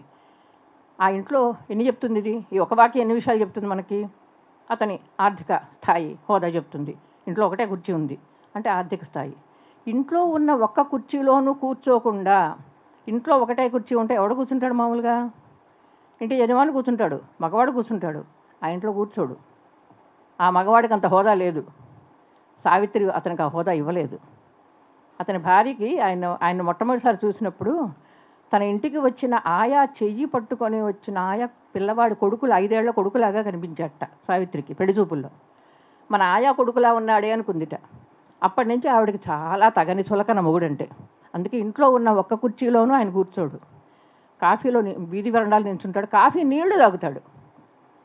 కాఫీ తాగడు, కాఫీ నీళ్లు తాగుతాడు. ఈ కాఫీ నీళ్లు రెండో అవ్వచ్చు, ఆర్థిక పరిస్థితి కావచ్చు, సావిత్రి నిర్లక్ష్యము కావచ్చు. ఎందుకంటే సావిత్రి ఎప్పుడు ఆయన పిలిచి అన్నం పెట్టదు. తర్వాత సావిత్రి క్యారెక్టర్ బయటకు వస్తుంది అన్న వాళ్ళలో. ఆ ఒక్క వాక్యంలో సుబ్బయ్య ఆర్థిక స్థితి, ఆ కథలో అతను ఎటువంటి దీనికి తరగతికి చెందినవాడు, అతని హోదా, ఇంట్లో స్థాయి ఏమిటి, అతని హోదా ఏమిటి, ఆర్థిక హోదా మాత్రమే కాదు, అతని హోదా ఏమిటి ఆ ఇంట్లో, అన్నిటినీ ఒక వాక్యంలో చెప్పేస్తాడు. అంటే ఇట్లాగ ఒక్క వాక్యంలో అనేక విషయాలు చెప్పడం అన్నది రావిశాస్త్రిది చాలా గొప్ప కళా నైపుణ్యం. అంటే ఇన్ని వాక్యాలు రాయగలిగిన వాడు, ఇంతంత చెప్పగలిగిన వాడు, ఒకే వాక్యంలో చాలా విషయాలు చెప్పడం కూడా ఒక కళ అని గుర్తించినవాడు. అందుకే రావిశాస్త్రి కథల్లో కానీ నవలల్లో కానీ మనకు 2 విషయాలు ప్రధానంగా అనిపిస్తాయి. ఒకటి ఇందాక నేను చెప్పినట్టు వర్ణనాత్మక వచనము ఉంటుంది, ఆలంకారిక శైలి ఉంటుంది, అట్లాగే తార్కిక వచనము ఉంటుంది. ఇంకోటి అతి తక్కువ మాటల్లో కథా సారాన్నంతా చెప్పగలిగిన నైపుణ్యము ఉంటుంది. వీటన్నిటితో పాటు కొంతవరకు రమణమూర్తి గారు ముందు మాటలో చెప్పారు. నేను ఈ సిద్ధాంతాన్ని నేను చాలా విపులం చేసి నా థీసిస్లో కూడా రాశాను. రావిశాస్త్రి ఒకడే కథను ఎవరు చెప్పాలి అనే దాని మీద పట్టు సాధించిన ఏకైక నవలాకారుడు. అందులో మొహమాటం లేకుండా చెప్తాను. ఏ కథ ఎవరు చెప్పాలి, అది కథ కావచ్చు, నవల కావచ్చు, ఈ కథ ఎవరి పాయింట్ ఆఫ్ వ్యూ నుంచి రావాలి, అది చాలామంది రచయితలు పట్టించుకోరు. కొన్నింటిని నేను అని చెప్పడం అంతవరకు చేస్తాం మనం. ఉత్తమ పురుష కథలు చాలామంది రాస్తారు. ఉత్తమ పురుష కథ రాస్తున్నప్పుడు కూడా దానిలో కూడా వైవిధ్యము, నైపుణ్యము చూపించినవాడు రావిశాస్త్రి. దానికి చాలా గొప్ప ఉదాహరణ గోవులు వస్తున్నాయి జాగ్రత్త. అందులో కిరీటిరావు తన పెదనాన్న గురించి చెప్పిన కథ మొత్తం అది. కిరీటిరావు నేను అన్రిలయబుల్ నెరేటర్ అంటారు. మామూలుగా నేను అని చెప్పుకుంటున్నామని మనం నమ్ముతాం. నేను అని చెప్పుకుంటున్నాడు కదా, కాబట్టి ఇప్పుడు నిజమే చెప్తాను, అతనితో పాటే కథలోకి వెళ్తాం మనం ఉత్తమ పురుష నవలల్లో. దీనిలో అతనితో పాటు మనం వెళ్ళలేము, ఎందుకంటే అతనన్ని అబద్ధాలు చెప్తున్నాడు. ఉత్తమ పురుషలో నవల మొత్తాన్ని నడిపినవాడు అన్ని అబద్ధాలే చెబుతుంటే మనకు అర్థమవుతూ ఉంటుంది, పాఠకుడికి అర్థమవుతుంది వీడు అబద్ధాలు చెప్తున్నాడని. వాడు తను చాలా గొప్పవాడిని అన్నట్టుగా ప్రొజెక్ట్ చేసుకుంటూ, తను గొప్పవాడు, తన పెదనాన్న గొప్పవాడు అని ప్రొజెక్ట్ చేసుకుంటూ వాడు పోతాడు. ఇక్కడ పాఠకుడికి రచయితకి మధ్య ఉండే అనుబంధాన్ని ఐరనీ అంటాం. పాత్రకు కాదు, పాత్రకు తెలియదు, పాఠకుడికి. అంటే ఐరనీ అనేది ఒకటి ఉంటుందని కొడవటిగంటి కుటుంబరావుకి ఒకరికి తెలుసు ఆ విషయం, తర్వాత రావిశాస్త్రికే తెలుసు నాకు తెలిసినంత మట్టుకు. కాబట్టి ఆయన ఐరనీని, ట్రాజిక్ ఐరనీకి చాలా మంచి ఉదాహరణ గోవులు వస్తున్నాయి జాగ్రత్త. గొప్ప ట్రాజిక్ ఐరనీ అంటే కథను ఎలా చెప్పాలి, ఎవరు చెప్పాలి, ఏ రకంగా చెప్పాలి, పాఠకుడు ఎలా అర్థం చేసుకోవాలి అన్నీ తెలుసు రావిశాస్త్రికి. అందుకే ఏది చెప్పినా అంత పకడ్బందీగా చెప్తాడు, అంత గొప్పగా చెప్తాడు. చివరిగా 1-2 మాటలు చెప్పి ముగిస్తాను, ఇప్పటికే కాలాతీతం అయిందనుకుంటా నాకు కూడా. అందుకే ఇక రావిశాస్త్రిని ఎందుకు ఇలాంటి పుస్తకం రావిశాస్త్రికి తప్ప మరొకరికి సాధ్యం కాదో చెప్పడానికి ఇలాంటి వచనాలు రాస్తాడు. వచనం అనేదాన్ని ఒక్క రావిశాస్త్రి వచనాన్ని అధ్యయనం చేయడానికే మీరు అలంకార శాస్త్రాలతోనూ అన్వయం చేయొచ్చు, ఆధునిక భాషాశాస్త్రంతోనూ అన్వయం చేయొచ్చు. ఒక్క చేకూరు రామారావు గారి తెలుగు వాక్యం పుస్తకం ఉంది. ఆ తెలుగు వాక్యం పుస్తకాన్ని పెట్టుకొని రావిశాస్త్రి రచనల్ని మనం అధ్యయనం చేస్తే అత్యద్భుతమైన విమర్శ గ్రంథం ఒకటి తయారవుతుంది. ఆ నైపుణ్యం రావిశాస్త్రిలో తప్ప, అంటే కన్సిస్టెంట్గా ఉండడం. కొంతమంది కొన్ని చాలా అద్భుతంగా రాస్తారు, కొన్ని మామూలుగా రాస్తారు. రావిశాస్త్రం అలా కాదే, ప్రతి కథ అలాగే రాస్తాడు. రాసిన 1000 పేజీలు అలాగే రాస్తాడు, 20,000 పేజీలు అలాగే రాస్తాడు. అంటే అది సహజంగా ఆయనకు అబ్బిన ఆ విద్య. ఆ విద్య వెనక ఆయన అధ్యయనం ఎంతుంది, ఆయన అధ్యయనం లోకాన్ని, పరిసరాల్ని, మనుషుల్ని చూసిన అధ్యయనం ఆయనకి ఎక్కువ, చాలా ఎక్కువ. అది కాకుండా ఇంటర్మీడియట్లో ఉన్నప్పుడు నేను లైబ్రరీలో చాలా పుస్తకాలు చదివేశారని చెప్పినప్పుడు ఏం చదివాడో ఆయన చెప్పలేదు, కానీ ఆయన తప్పకుండా తెలుగు సాహిత్యం చాలా బాగా చదివి ఉంటాడు. అందుకే ఒకడు వేళాకోళంగా చూశాడు అనడు.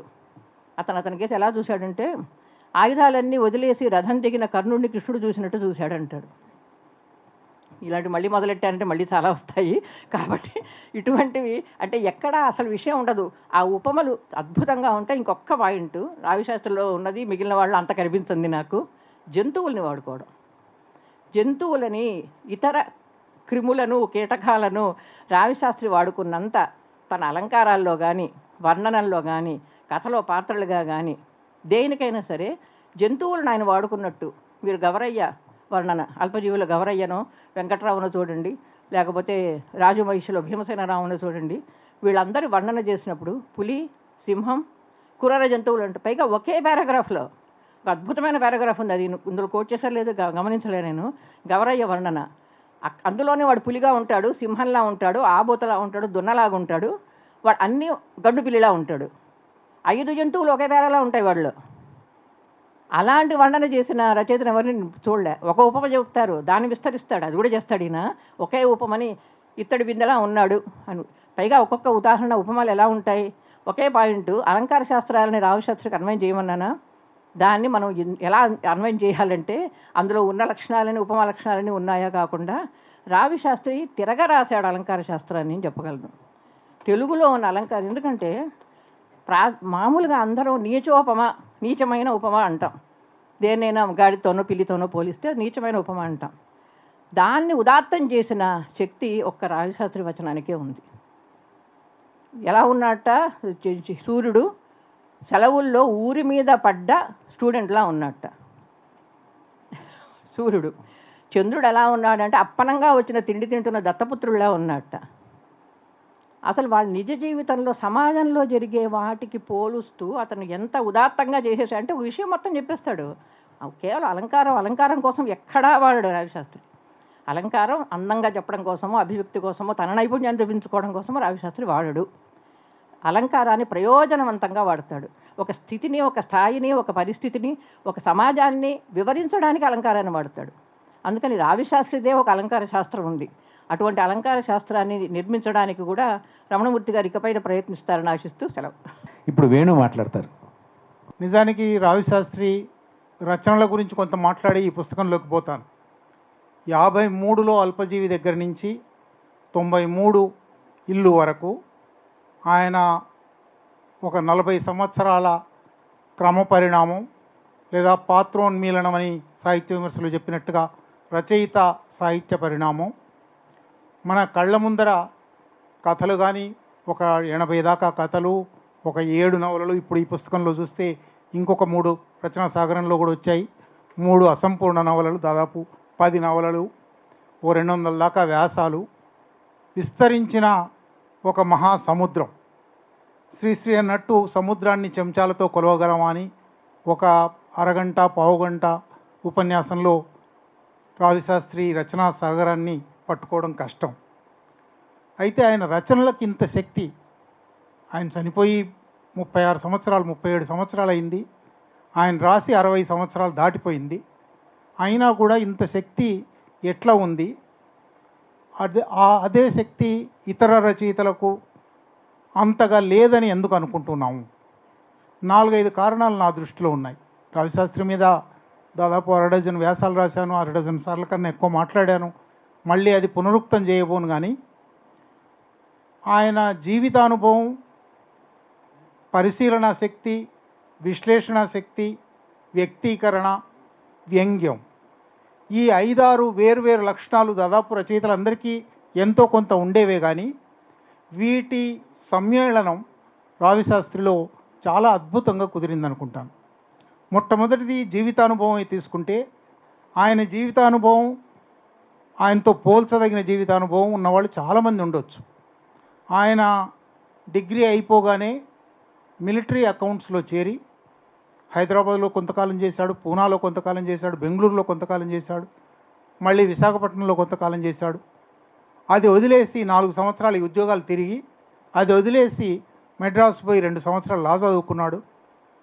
ఆ తర్వాత వచ్చి లా ప్రాక్టీస్ విశాఖపట్నంలో మొదలుపెట్టాడు. ఇంత విస్తారమైన 40లో దేశాన్ని చూడడం, దేశంలో అనేక నగరాల్లో పనిచేయడం, అనేక నగరాల్లో ఉన్న వేరు మానవ సమూహాలతో మిలిటరీ అకౌంట్స్లో సైన్యంలో ఉన్నప్పటికీ ఆ జీవితంలో ఆయన అనేక రంగాలతో పరిచయం తెచ్చుకోవడం. అక్కడి నుంచి 49లో ఆయన ప్రాక్టీస్ మొదలుపెట్టిన తర్వాత 49 నుంచి దాదాపు 92 వరకు కూడా కోర్టుకు పోతూ ఉన్నారు. 49, 69 కాలం గురించి కొంచెం ప్రత్యేకంగా చెప్పుకోవాలి. రాజగోపాలాచారి గారు ఉమ్మడి మద్రాసు రాష్ట్రానికి ముఖ్యమంత్రిగా ఉండి ప్రొహిబిషన్ తెచ్చారు. మద్రాసు రాష్ట్రంలో మద్య నిషేధం. అదే 53లో ఆంధ్ర రాష్ట్రం ఏర్పడిన తర్వాత కూడా కొనసాగింది. ఆంధ్రప్రదేశ్లో కూడా కొనసాగింది. 69లో కానీ ప్రొహిబిషన్ ఎత్తేయలేదు. ఈ ప్రొహిబిషన్ అనేది తెలుగు సమాజంలోకి కొత్త వృత్తులను ప్రవేశపెట్టింది, కొత్త పాత్రలను ప్రవేశపెట్టింది. బూట్ లెగ్గర్ అనే మాట మీరు అంతకుముందు విని ఉండరు. టైర్లలో సారా నింపుకొని, దొంగ సారా నింపుకొని టైర్ తీసుకుపోతున్నట్టుగా తీసుకుపోవడం, రిక్షాల్లో సారా తీసుకుపోవడం, ఇటువంటి అనేక కొత్త వృత్తులు, కొత్త పనులు, కొత్త మనుషులు వచ్చారు. వీళ్ళు సహజంగా చట్టము, న్యాయస్థానము వీళ్ళ నేరస్తులుగా గుర్తిస్తుంది. కాబట్టి వాళ్ళు కోర్టుకు కూడా రావడం మొదలుపెట్టారు. ఈయన కోర్టులో ఉన్నారు. వాళ్ళు ఆయన ప్రధానమైన పాత్రలుగా మారారు. అదొకటి మాత్రమే కాదు, ఆయన న్యాయస్థానంలో ఉండడం వల్ల మనకు అతి కొద్ది మంది న్యాయవాదులు లేదా న్యాయమూర్తులు రచయితలు అయ్యారు. కానీ న్యాయస్థానంలో ఉన్న వాళ్ళకి మనందరికీ తెలిసిన జీవితం కన్నా ఇంకా ఎక్కువ లోతులు, ఎక్కువ కోణాలు, ఎక్కువ వైశాల్యం తెలుస్తుంది. అదంతా రావిశాస్త్రి గారు. అటువంటి న్యాయవాదులు చాలామంది ఉండొచ్చు, కానీ అటువంటి న్యాయవాదుల్లో పరిశీలనా శక్తి నుంచి మార్క్సిజం వెలుగులో వచ్చిన విశ్లేషణా శక్తి, ఇవి ఆయనలో రచనా శక్తిని పెంచాయి. ఇవి మాత్రమే చూస్తే కూడా ఇంకా చాలామందిలో కూడా ఉండవచ్చు. కానీ ఆయన వ్యక్తీకరణలో వ్యంగ్యం, నిజానికి ఇప్పుడు కాదు, మనం ఇప్పుడు మాట్లాడుకుంటున్నాం, కానీ 1962లో శ్రీశ్రీ ఆయన కథలకు ముందు మాట రాస్తూ ఈ కథల్లో నవరసాలు ఉన్నాయి, ఏదో ఒక్క రసమే అని చెప్పలేను, నవరసాలను నేను రసన అంటున్నానని కొత్త పేరు పెట్టాడు. రావిశాస్త్రి రసన సృష్టిలో సిద్ధహస్తుడు అని రాశాడు. అట్లా అనేక రసాలను ఏకకాలంలో చెప్పగల ఒక వ్యక్తీకరణ శక్తి ఆయన రచనలు మొత్తంలోనూ ఈ 40 ఏళ్ళు వ్యాపించిన రచనల్లో కనబడతాయి. ఇది చాలామంది ఇప్పుడు మాట్లాడలేదు, దీంట్లో కూడా అనలేదు, కానీ రావిశాస్త్రి గారు పర్సనల్గా కలిసినప్పుడు లేదా చలసాని ప్రసాద్ కూడా వాళ్ళ ఫ్రెండ్ సర్కిల్లో శంకు పాపారావు అనే ఒక ఆయన గురించి మాట్లాడుతూ ఉండేవారు.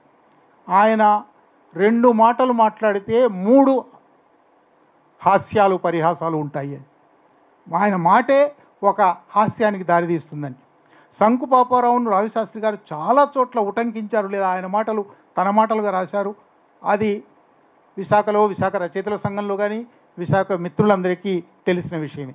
ఈ హాస్యము, వ్యంగ్యము ఒక నవరసాలు కలిసిన రచనా శైలి ఆయన కథల్లో, నవలల్లో, వ్యాసాల్లో, ఇంటర్వ్యూలలో, లేదా ఆయనతో పర్సనల్గా కూర్చొని మాట్లాడేటప్పుడు మాట్లాడే మాటల్లో చాలా గుర్తుంచుకోదగిన కోటబుల్ కోట్స్ అంటారు, కోటబుల్ కోట్స్ను మిగిల్చాయి.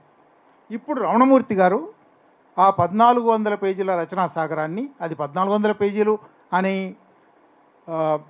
A4 సైజులో వేశారు కాబట్టి, సన్నటి పేపర్తో కాబట్టి, కానీ నేను రావిశాస్త్రి గారి మీద శత జయంతి సందర్భంగాను ముందు రాసిన వ్యాసాల్లో 3000 పేజీలు ఆయన సాహిత్యం వచ్చింది. దాదాపు 10-12 మంది పబ్లిషర్లు వేశారు. ఒక 40-50 పుస్తకాలు విడివిడి పుస్తకాలుగా వచ్చాయి. రుక్కులు కథలు కావచ్చు, బాకీ కథలు కావచ్చు. అటువంటి ఈ మొత్తం సాహిత్యానికి కేంద్ర బిందువుగా ఉండినది ఆయన రచనా శైలి. ఈ శైలి నిజానికి చలం గురించి అంటారు చాలామంది, కానీ రావిశాస్త్రి విషయంలో ఆయన శైలి వల్ల, ఆయన వ్యంగ్యం వల్ల, ఆయన కొత్తగా చెప్పిన పద్ధతి వల్ల, ఆయన కోట్స్ విపరీతంగా, నేను చదివిన పుస్తకాల్లోని చాలా అండర్లైన్లు ఉంటాయి. బహుశా రమణమూర్తి గారు కూడా అట్లాగే అండర్లైన్లు చేసుకొని ఉంటారు.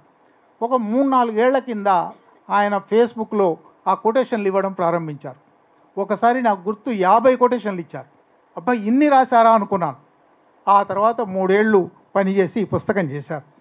అయితే ఈ పుస్తకానికి సంబంధించి ఆయన ఒక మాట చెప్పాలి. రావిశాస్త్రి స్వయంగా అనుకున్నాడట, నేను ఇది రాస్తున్నప్పుడు ఇది శ్రీశ్రీ చదివితే ఏమంటాడు, కొడవటి గంటి ఏమనుకుంటారు, కాళీపట్నం రామారావు బాగుందంటారా అనరా అని ఈ విధంగా అనుకుంటూ ఉండేవాడిని. రాస్తున్నప్పుడు రచయితకి అస్పష్టంగా అయినా ఏదో ఒక ఆడియన్స్ ఉంటుందని నేను అనుకుంటాను. ఇది ఆయన ఆడియన్స్ ఒక శ్రీశ్రీ, ఒక కుటుంబరావు, ఒక కాళీపట్నం కావచ్చు. కానీ వేలాది లక్షలాది మంది ఆయన అభిమానులు ఏమనుకుంటారు అని ఆయన అనుకున్న వాక్యాలు, బహుశా ఏమనుకుంటారు అనుకోవడం వల్ల ఆయన చెక్కిన వాక్యాలు, ఆయన సహజంగా రాసినప్పటికీ దానిలో ఒక స్ఫురణ, ఒక కొత్త స్ఫురణ ఇచ్చే వాక్యాలు, అటువంటి వాక్యాలు అనేకం ఉన్నాయి. అటువంటి వాక్యాలను, అటువంటి ప్యాసేజీలను, ఒక చోట 2-3 పేజీల ప్యాసేజ్ కూడా ఉంది, ఈ ప్యాసేజీలను ఈ పుస్తకంలో చేర్చారు. అయితే ఇక్కడ ఒక్క సమస్య నాకేమనిపించిందంటే, ఏదైనా ఒక మాటకు మనం మాట్లాడే మాట అనుకోండి, ఈ మాటకు ఒక స్థలము, ఒక కాలం ఉంటుంది. ప్రతి మాటకు ఒక ముందు మాట, దాని కొనసాగింపు మాట ఉంటుంది, ఒక నేపథ్యం ఉంటుంది, ఒక పర్యవసానం ఉంటుంది. మాటలను విడదీయొచ్చునా? ఈ మాటలను విడదీయడం అనేది సాధ్యం అవుతుందా? కానీ మరి కొటేషన్ అనే మాట చాలా ఎక్కువ వాడుతూ ఉన్నాం. చాలా కొటేషన్లు చాలామంది రచయితలవి, ఎంతోమంది రచయితలవి ఇస్తూ ఉన్నాం. ఇటువంటి కొటేషన్స్ ఎప్పుడు ఏర్పడతాయంటే, అవి రాయబడిన దేశకాల పాత్రలను అధిగమించగలవా, స్థలాతీతం కాగలవా, కాలాతీతం కాగలవా, పాత్రాతీతం కాగలవా. అందులోనూ దీనిలో కొన్ని, అన్నీ రావిశాస్త్రి అన్నారు కానీ కొన్ని రావిశాస్త్రి పాత్రల మాటలు, కొన్ని స్వయంగా రచయితల మాటలు. పాత్రల మాటలు పెట్టినప్పుడు ఆ పాత్ర స్వభావాన్ని బట్టి ఆ మాట వచ్చి ఉంటుంది కదా. పాత్ర వల్ల మాట వచ్చింది కానీ రావిశాస్త్రి రాసిందా? ఇటువంటి అనేక సమస్యలు కూడా కొటేషన్కి సంబంధించి ఉన్నాయి. అందువల్ల నేను అనుకుంటాను, రమణమూర్తి గారు అసలు ఈ పుస్తకం ప్రారంభమే మొదటి పేజీలోనే డ్వైట్ గార్నర్ అని ఒక ఆయన ఉన్నాడు. ఆయన కొటేషన్స్ అన్నీ సేకరించి పుస్తకం వేశాడు, ఎడిటర్. ఆయన ఒక మాట అన్నాడు, quotations by definition are out of context. సందర్భం నుంచి తీసేస్తేనే అది కొటేషన్ అవుతుంది. అంటే ఈ 1220 కొటేషన్లు వాటి సందర్భం నుంచి బయట తీయబడ్డాయి. అవి ఏ పాత్రలు మాట్లాడాయి, ఏ నేపథ్యం నుంచి మాట్లాడాయి, దాని పర్యవసానం ఏమిటి, దాని లోతు ఏమిటి, దాని వైశాల్యం ఏమిటి, ఇవేమీ లేకుండా అవుట్ ఆఫ్ కాంటెక్స్ట్ తీస్తే కూడా అది నిలబడుతుందా లేదా? ఇది చాలా గొప్ప గీటురాయి. అట్లా నిలబడ్డ ఈ 1220. అందువల్ల వాటిలో నిజానికి నాకు చాలా చదివి వినిపించాలని ఉంది అనేక అంశాల మీద. పాతకు కొత్తకు మధ్య సంబంధం గురించి ఒక మాట చెప్పారు. అంతవరకు తన ఇంట్లో చిక్కుకునే పురుగుని సాలీడు చూసినట్టుగా, మృణాలిని అన్నారు పురుగును సాలీడును, అంతవరకు తన ఇంట్లో చిక్కుకునే పురుగుని సాలీడు చూసినట్లుగా, తన చేతుల్లోంచి ఎలాగా తప్పించుకోలేని చందనదాసుని చాణక్యుడు చూసినట్టుగా, కథకుణ్ణి చూస్తూ కూర్చున్న డాక్టరు అతన్ని కథ పబ్లిష్ చేస్తే ఎంత ఇస్తారు మీకు అని చిరునవ్వు నవ్వుతూ అడిగాడు.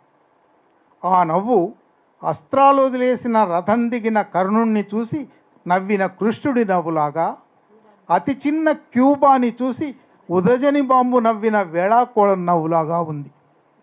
ఎంత క్యాన్వాస్ చూడండి. ఎక్కడ చాణక్యుడు, ఎక్కడ చందనదాసు, ఎక్కడ డాక్టరు, ఎక్కడ కథకుడు.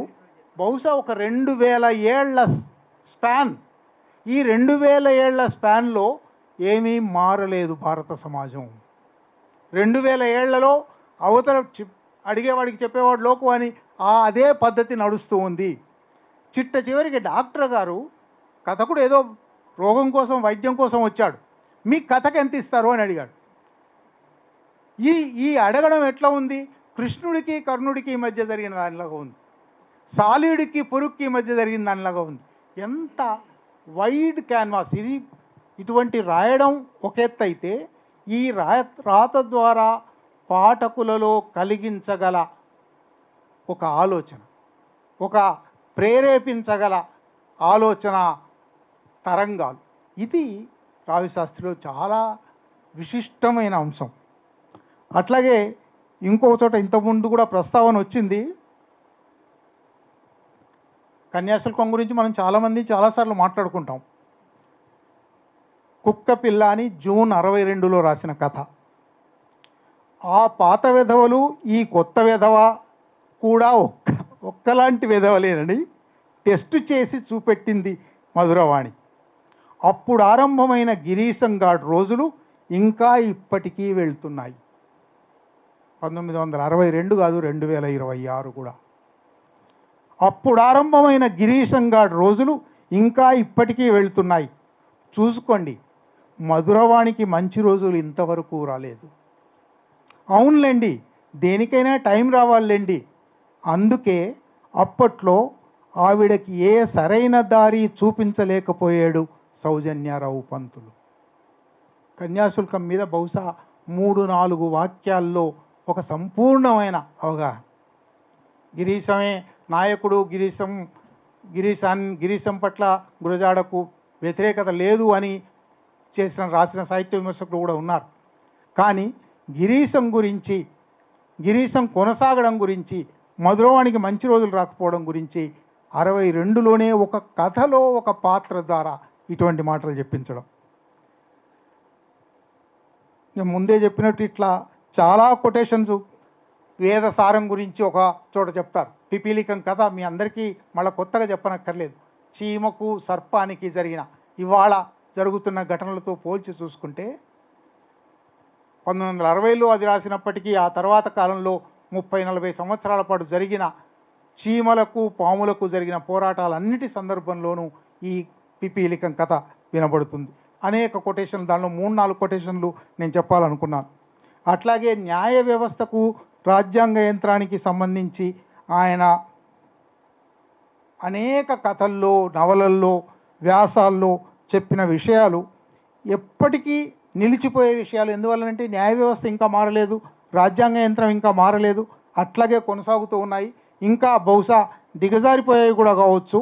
ఆ సందర్భంలో ఈ పాడు లోకానికి తగినట్టుగానే న్యాయం నిలబెట్టాడు ఇంగ్లీష్ వాడు. ఈ కోర్టు, ఈ లా పుస్తకాలు, ఈ ప్లీడరీ పట్టాలు, ఈ సాక్షి పద్ధతులు ఇవన్నీ వాడి భిక్షేనన్న సంగతి మర్చిపోకు. నిజానికి గత 10-12 సంవత్సరాల సుప్రీంకోర్టు ప్రవర్తన, ఆయన 1961లో రాసిన ఈ మాటలకు అచ్చుగుద్దినట్టుగా సరిపోతుంది. స్వయంగా ఏ జడ్జి గారు, ఏ ప్రధాన న్యాయమూర్తి గారైతే ఇది ఉటంకించేవారో ఆయనతో సహా, చంద్రచూడ్ గారితో సహా, గవాయి గారితో సహా, సూర్యకాంత్ దాకా ఈ పాడు లోకానికి తగినట్టుగానే న్యాయం నిలబెట్టాడు ఇంగ్లీష్ వాడు. ఈ కోర్టు, ఈ లా పుస్తకాలు, ఈ ప్లీడరీ పట్టాలు, ఈ సాక్షి పద్ధతులు ఇవన్నీ వాడి భిక్షేనన్న సంగతి మర్చిపోకు. మాయలేంది ఇవేవీ లేవని తెలుసుకో. పార్టీ ఏ కోర్టుకు వెళ్ళాలంటే ఆ కోర్టుకు వెళ్ళడానికి కావలసినన్ని కోర్టులు ఉన్నాయి. హైదరాబాదులో ఒక భారీ కంపెనీ అవినీతి చేసింది అని కేసులు, పత్రికలు రాయడం, వార్తలు మొదలు పెడితే ఆ భారీ కంపెనీ హైదరాబాదులో కాదు, ఆ భారీ కంపెనీ రిజిస్టర్డ్ ఆఫీస్ ఉన్న బెంగళూరులో కాదు, ఖమ్మం కోర్టుకు వెళ్ళి ఒక స్టే ఆర్డర్ తెచ్చుకుంది. ఏ కోర్టుకు వెళ్ళదలుచుకుంటే ఆ కోర్టుకు వెళ్ళొచ్చు. అంటే ఎక్కడ జడ్జిని కొనదలుచుకుంటే, కొనగలిగితే అక్కడ కొనవచ్చు. ఏ జడ్జికి ఏ తీర్పు కావాలంటే అది తీసి ఇవ్వడానికి చచ్చినన్ని తీర్పులు ఉన్నాయి. ఏ విధంగా కావలిస్తే ఆ విధంగా సాక్ష్యం పలకడానికి దేశంలో కావలసినంత మంది దొంగ రాస్కెల్స్ ఉన్నారు. మప్పడానికి మనం ఉన్నాం. సివిల్ కేసు అవని, క్రిమినల్ కేసు అవని సాక్ష్యంతోనే సంబంధం, కానీ సత్యంతో సంబంధం లేదు. న్యాయం, ధర్మం, సత్యం మాటలు పేలించు, కానీ అంతా మాయేనని తెలుసుకో. పద్ధతే అలా ఉన్నప్పుడు ఇందులో మనం ఏం చేసినా సరే పాపం మనకెలా అంటుకుంటుంది? సరిగ్గా కృష్ణ భగవానుడు గీతలో చెప్పిన విషయం, ఎంత పాపమైనా చేయి, ఎంత నేరమైనా చేయి, ఎంత హత్య అయినా చేయి, నీకంటదు, నేను చూసుకుంటాను. సరిగ్గా ఆధ్యాత్మిక హిందూ బ్రాహ్మణీయ ధర్మం ఏం చెప్పిందో అదే బ్రిటిష్ వలసవాద న్యాయశాస్త్రం కూడా చెప్పింది. ఈ రెండింటికి అందువల్లనే కలిసిపోయినాయి. కాబట్టే ఈ రావిశాస్త్రి గారు 61లో వాటి మీద చేసిన విశ్లేషణ ఇవాళకి కూడా యథాతథంగా నిలబడుతూ ఉంది. అట్లాగే ఆయన 50లో ప్రారంభించారు, 69 నాటికి నక్సల్బరీ ప్రభావంలోకి వచ్చారు, 70లో విప్లవ రచనల సంఘం ప్రారంభ స్థాపక సభ్యుడయ్యారు. 70 నుంచి 90ల వరకు ఆయన రాసిన రచనల్లో ఎక్కువగా వర్గ పోరాటం గురించి, వర్గ వ్యవస్థ గురించి, హింసల గురించి, సరే రాజ్యాంగ యంత్రం గురించి ఆయన బూట్లెగ్గర్ల నుంచి నేర్చుకున్నవే కొనసాగుతూ వచ్చాయి. కనుక ఈ పుస్తకం ఇప్పుడు రాసి చాలా కాలం అయిపోయినప్పటికీ చాలామంది ఇటీవలి కాలంలో ఇంకా వాళ్ళనే తలుచుకుంటారా, కొత్త వాళ్ళు లేరా, వాళ్ళు బ్రాహ్మలైనందువల్ల తలుచుకుంటారా, అనేక మాటలు ఇవన్నీ ఉన్నప్పటికీ ఆయన ఏ అంశాల మీద రాశాడో ఆ అంశాలు మారలేదు. ఏ సామాజిక స్థితి మీద రాశాడో ఆ సామాజిక స్థితి మారలేదు. ఏ సామాజిక స్థితిని మార్చవలసి ఉన్నది అని రాశాడో అది మారలేదు. అందువల్ల ఈ కొటేషన్స్ అన్నిటికీ ఇవాల్టికి స్థలాతీతంగా, కాలాతీతంగా విశాఖపట్నంలో దొరికిన ఒక బూట్లెగ్గర్ మహిళ సందర్భమే కావచ్చు, కానీ ఆ బూట్లెగ్గర్, ఆ ప్రొహిబిషన్ పోయింది, ఆ బూట్లెగ్గర్ పోయింది, ఆ కోర్టు పోయింది, ఆ కొటేషన్ మాత్రం మిగిలింది. స్థలకాలాతీతంగా మాటలు మిగులుతాయి, దేశకాల పాత్రలను అధిగమించి మాటలు మిగులుతాయి అనడానికి ఇది ఒక ప్రధానమైన ఉదాహరణ. ఈ పుస్తకం రమణమూర్తి గారు ముందు మాటలో కూడా చెప్పారు, 2 ఉద్దేశాలతో రాశాను. ఒకటి, ఇంత గొప్ప రచనలు తప్పకుండా వీటిలో అందరికీ చేరవలసి ఉంది అనే 2 ముఖ్యోద్దేశాలు ఉన్నాయి. కొత్తగా చదివే వారికి, లేదా రావిశాస్త్రి గారిని కొన్నేళ్ల క్రితం ఎప్పుడో చదివిన వారికి ఆయన ప్రతిభ మరింతగా వెల్లడయ్యే సరైన వెలుగులో ఆయన్ని చూపించాలన్నది మొదటి ఉద్దేశం. ఇది బహుశా ఇక్కడ కూర్చున్న చాలామంది ఇదివరకు రావిశాస్త్రిని ఎంతో కొంత చదివిన వాళ్ళు, లేదా మొత్తంగా చదివిన వాళ్ళు మళ్ళీ ఒకసారి పునశ్చరణ చేసుకోవడానికి, మళ్ళీ ఒకసారి వీటి ప్రాసంగికతను గుర్తించడానికి, అర్థం చేసుకోవడానికి పనికొస్తాయి.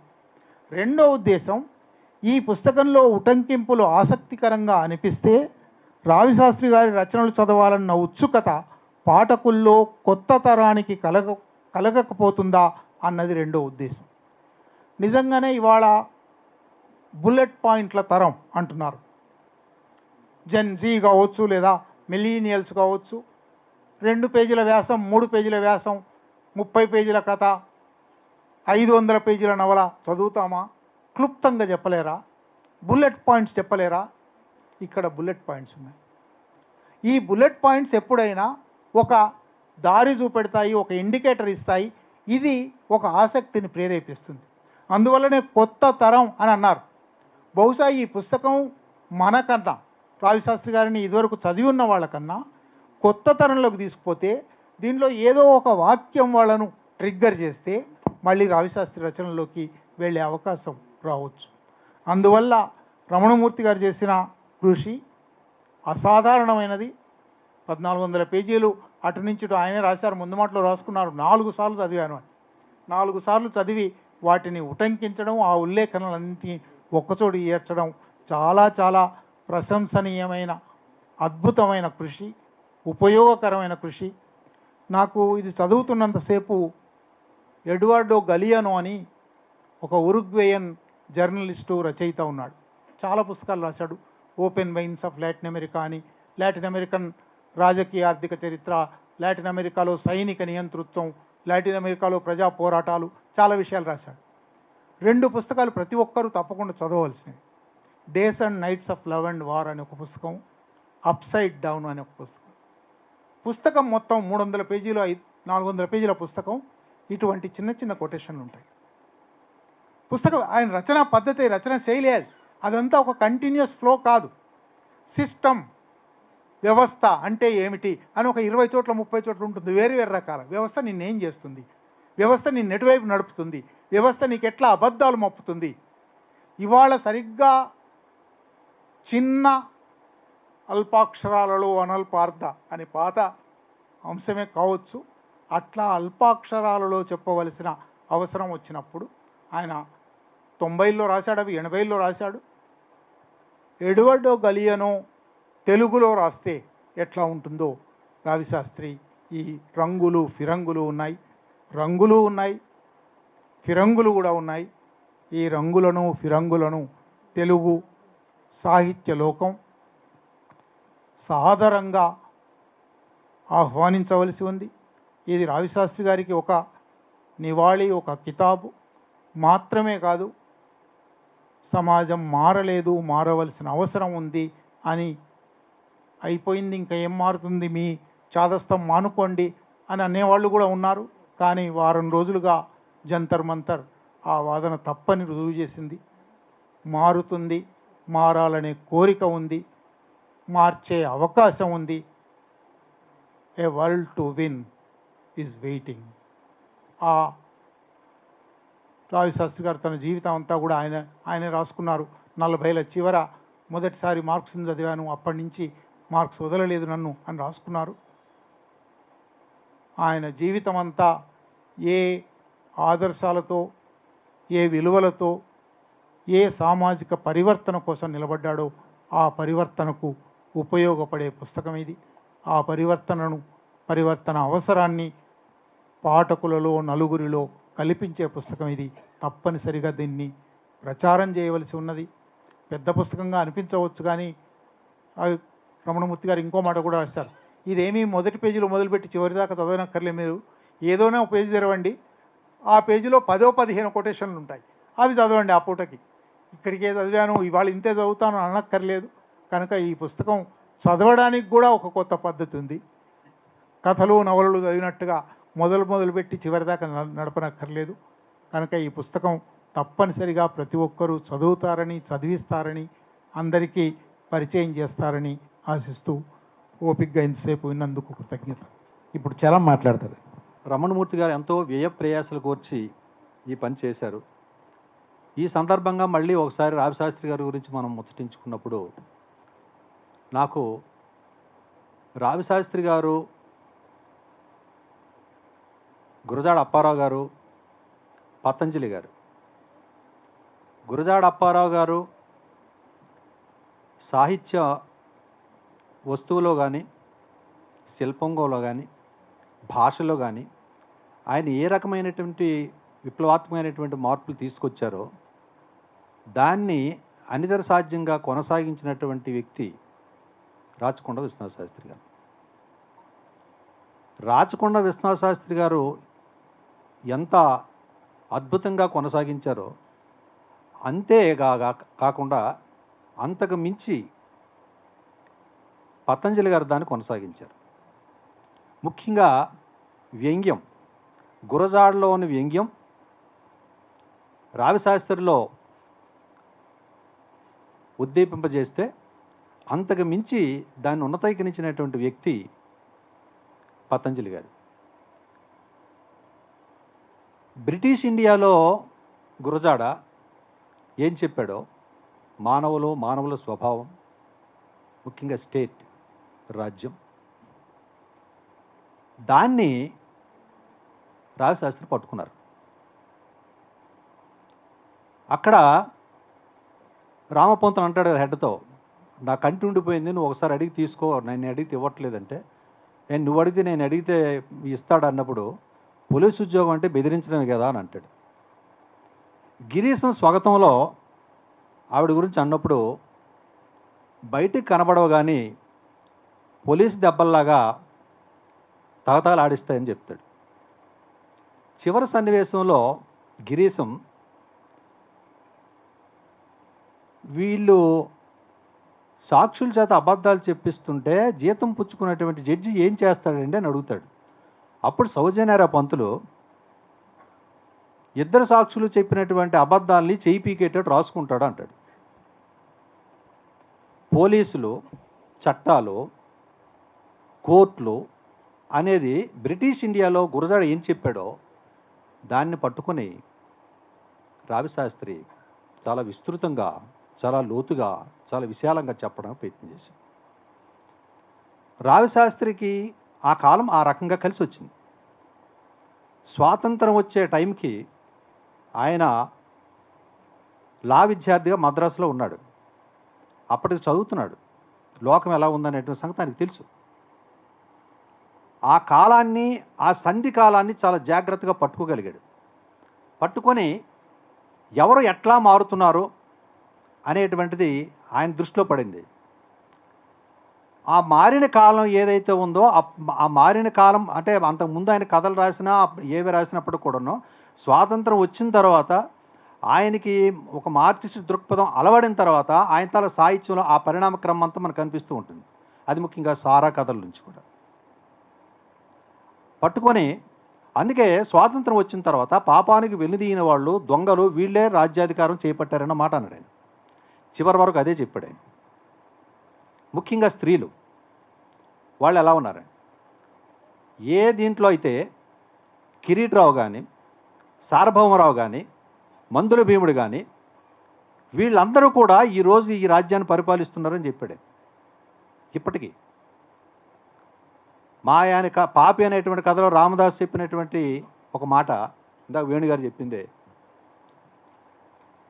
ఫ్రాన్సు, జర్మనీ, అమెరికా అన్నీ చూసి మెంటల్గా బాగా ముదిరిపోయి సినికిలైపోయి భారతదేశాన్ని కొత్తగా షిప్లో దిగినటువంటి ఫక్తు బూర్జ్వా సరుకు గిర్రడ్ అనే గిరీశం గాడు వచ్చిన కొత్తలో రికామిగా బలాదూరుగా తిరిగాడు.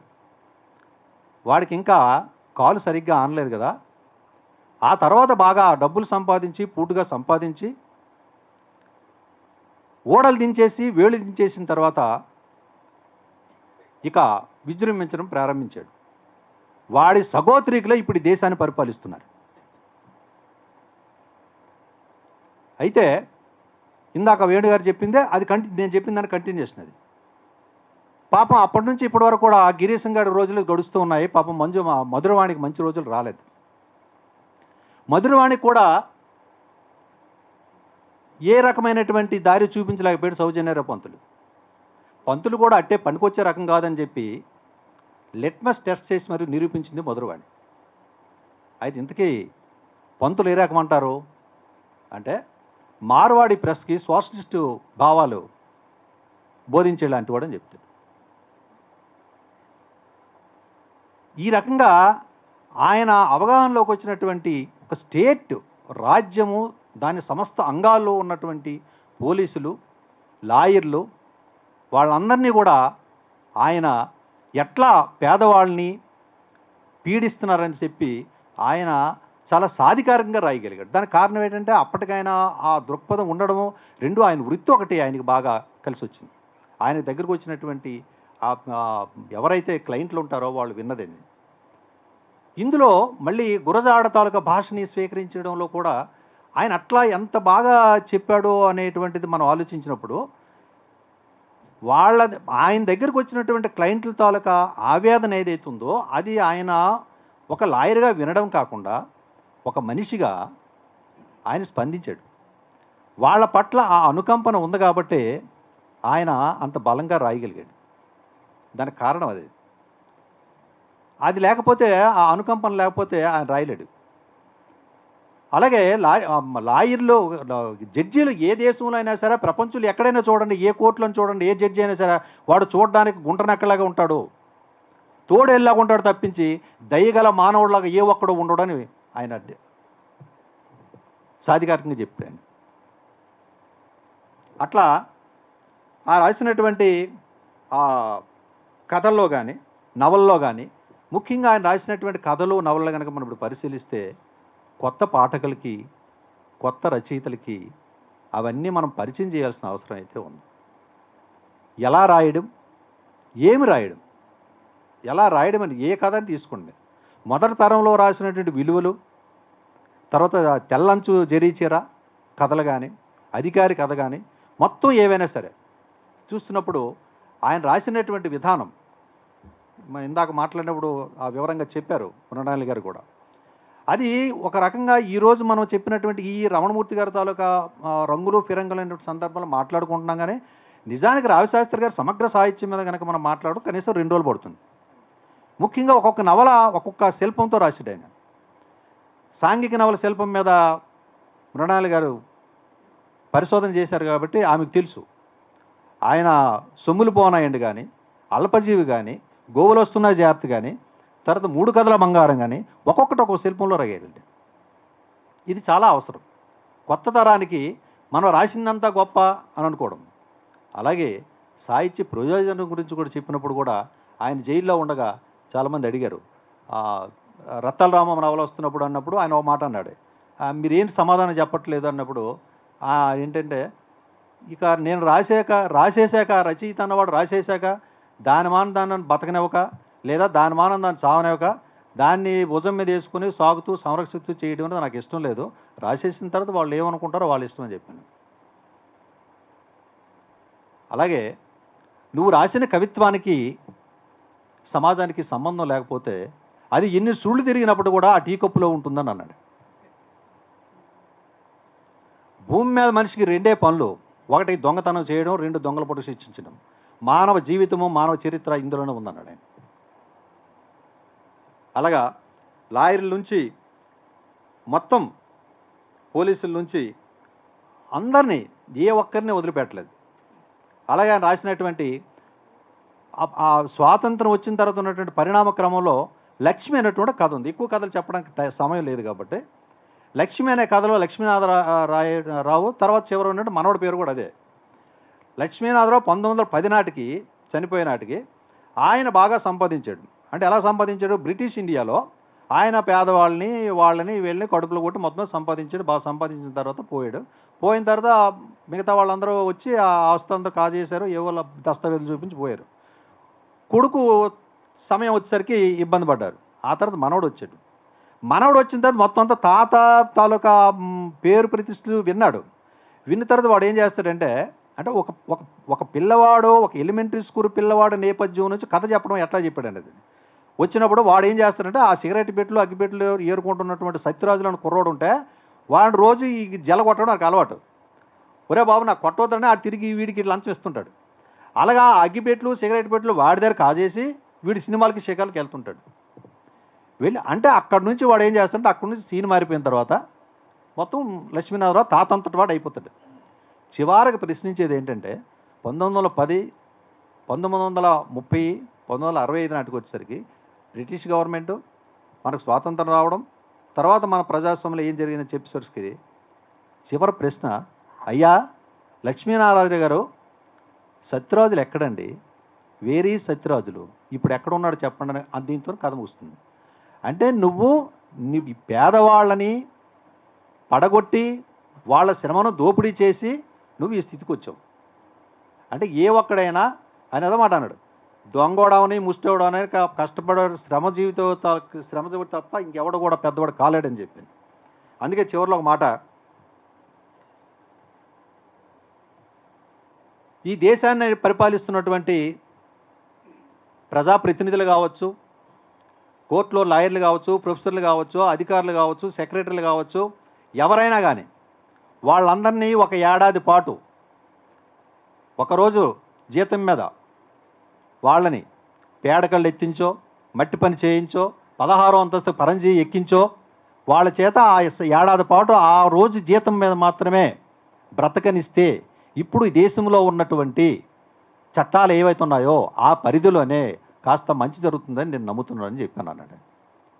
మనిషి శ్రమ చేసి చెమట కార్చి స్వచ్ఛం అవుతాడు. అలాగా మనిషి స్వచ్ఛమైనటువంటి మనిషి దేవుడు సృష్టించాడు కనబడిన విషయం. కానీ మనిషి శ్రమ పడతాడు, సృష్టిస్తాడు, ఇది కనబడే విషయం. దోపిడీ దొంగల శ్రమ వల్ల దేశానికి మంచి జరగదు. కేవలం అందరం మంచి కోసం జరిగినటువంటి శ్రమ ఏదైతుందో అదే గొప్పదన్నాడు. ఈ సందర్భంగా శ్రీశ్రీ ఒక మాట, దశాబ్దాల క్రితం ఒక రావి బుద్ధుడిని ప్రభావితం చేసింది, ఇప్పుడు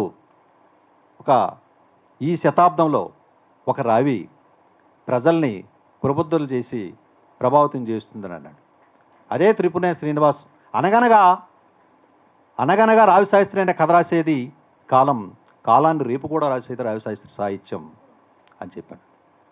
అండం కాకుండా కాలం రేపు కూడా రాస్తుంది, కాలాన్ని ఒకచోటే ఉంచుతుంది, సాహిత్యం అందరినీ కలుపుతుంది.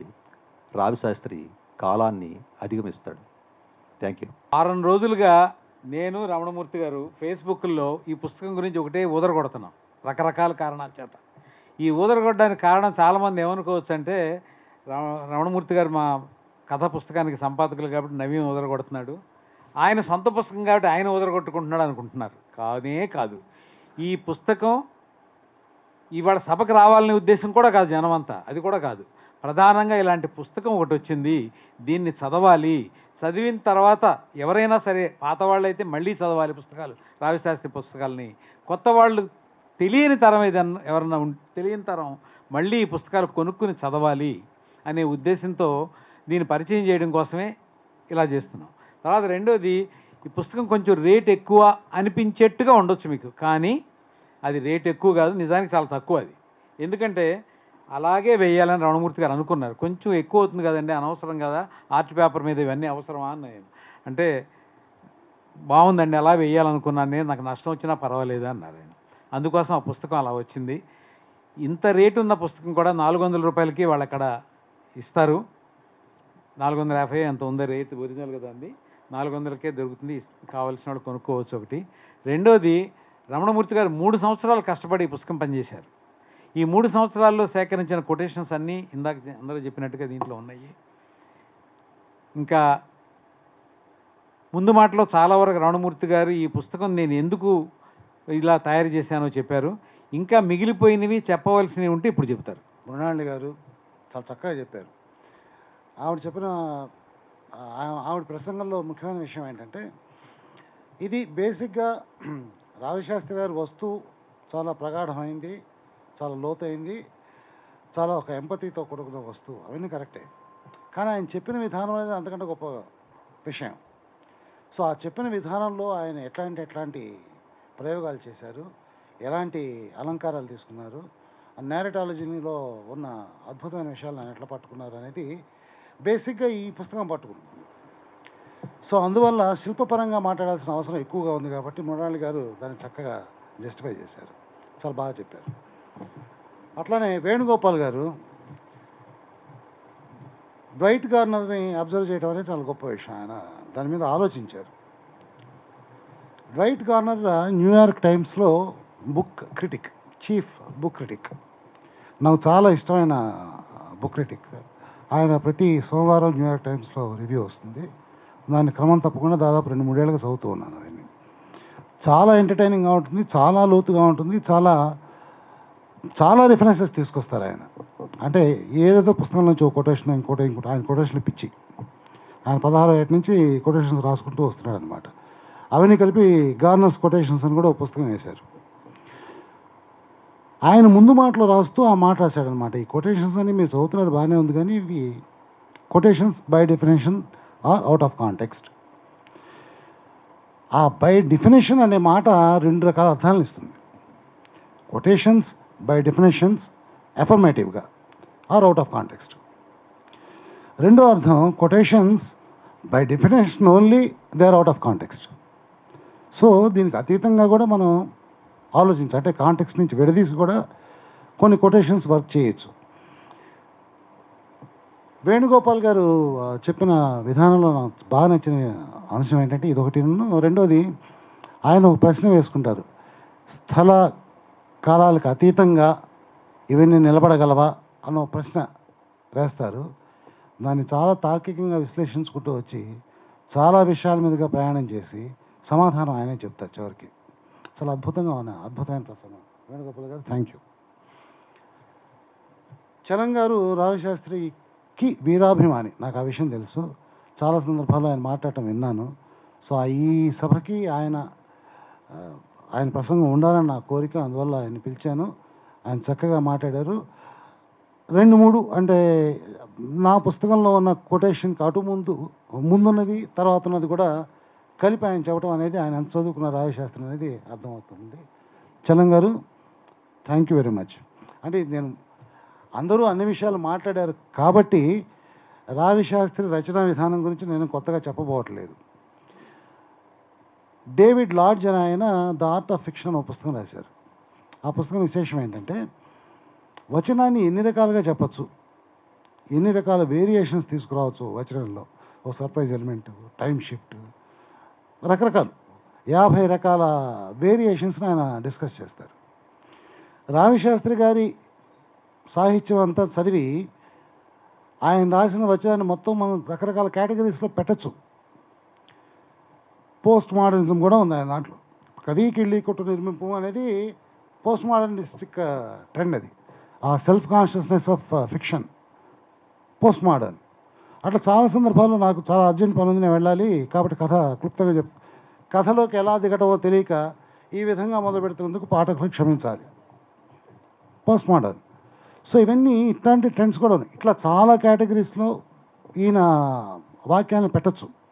కానీ రాసిన ప్రతి వాక్యం అలా ఎలా మన చేత స్పందింపజేయగలిగింది అనే దానికి సమాధానం లేదు.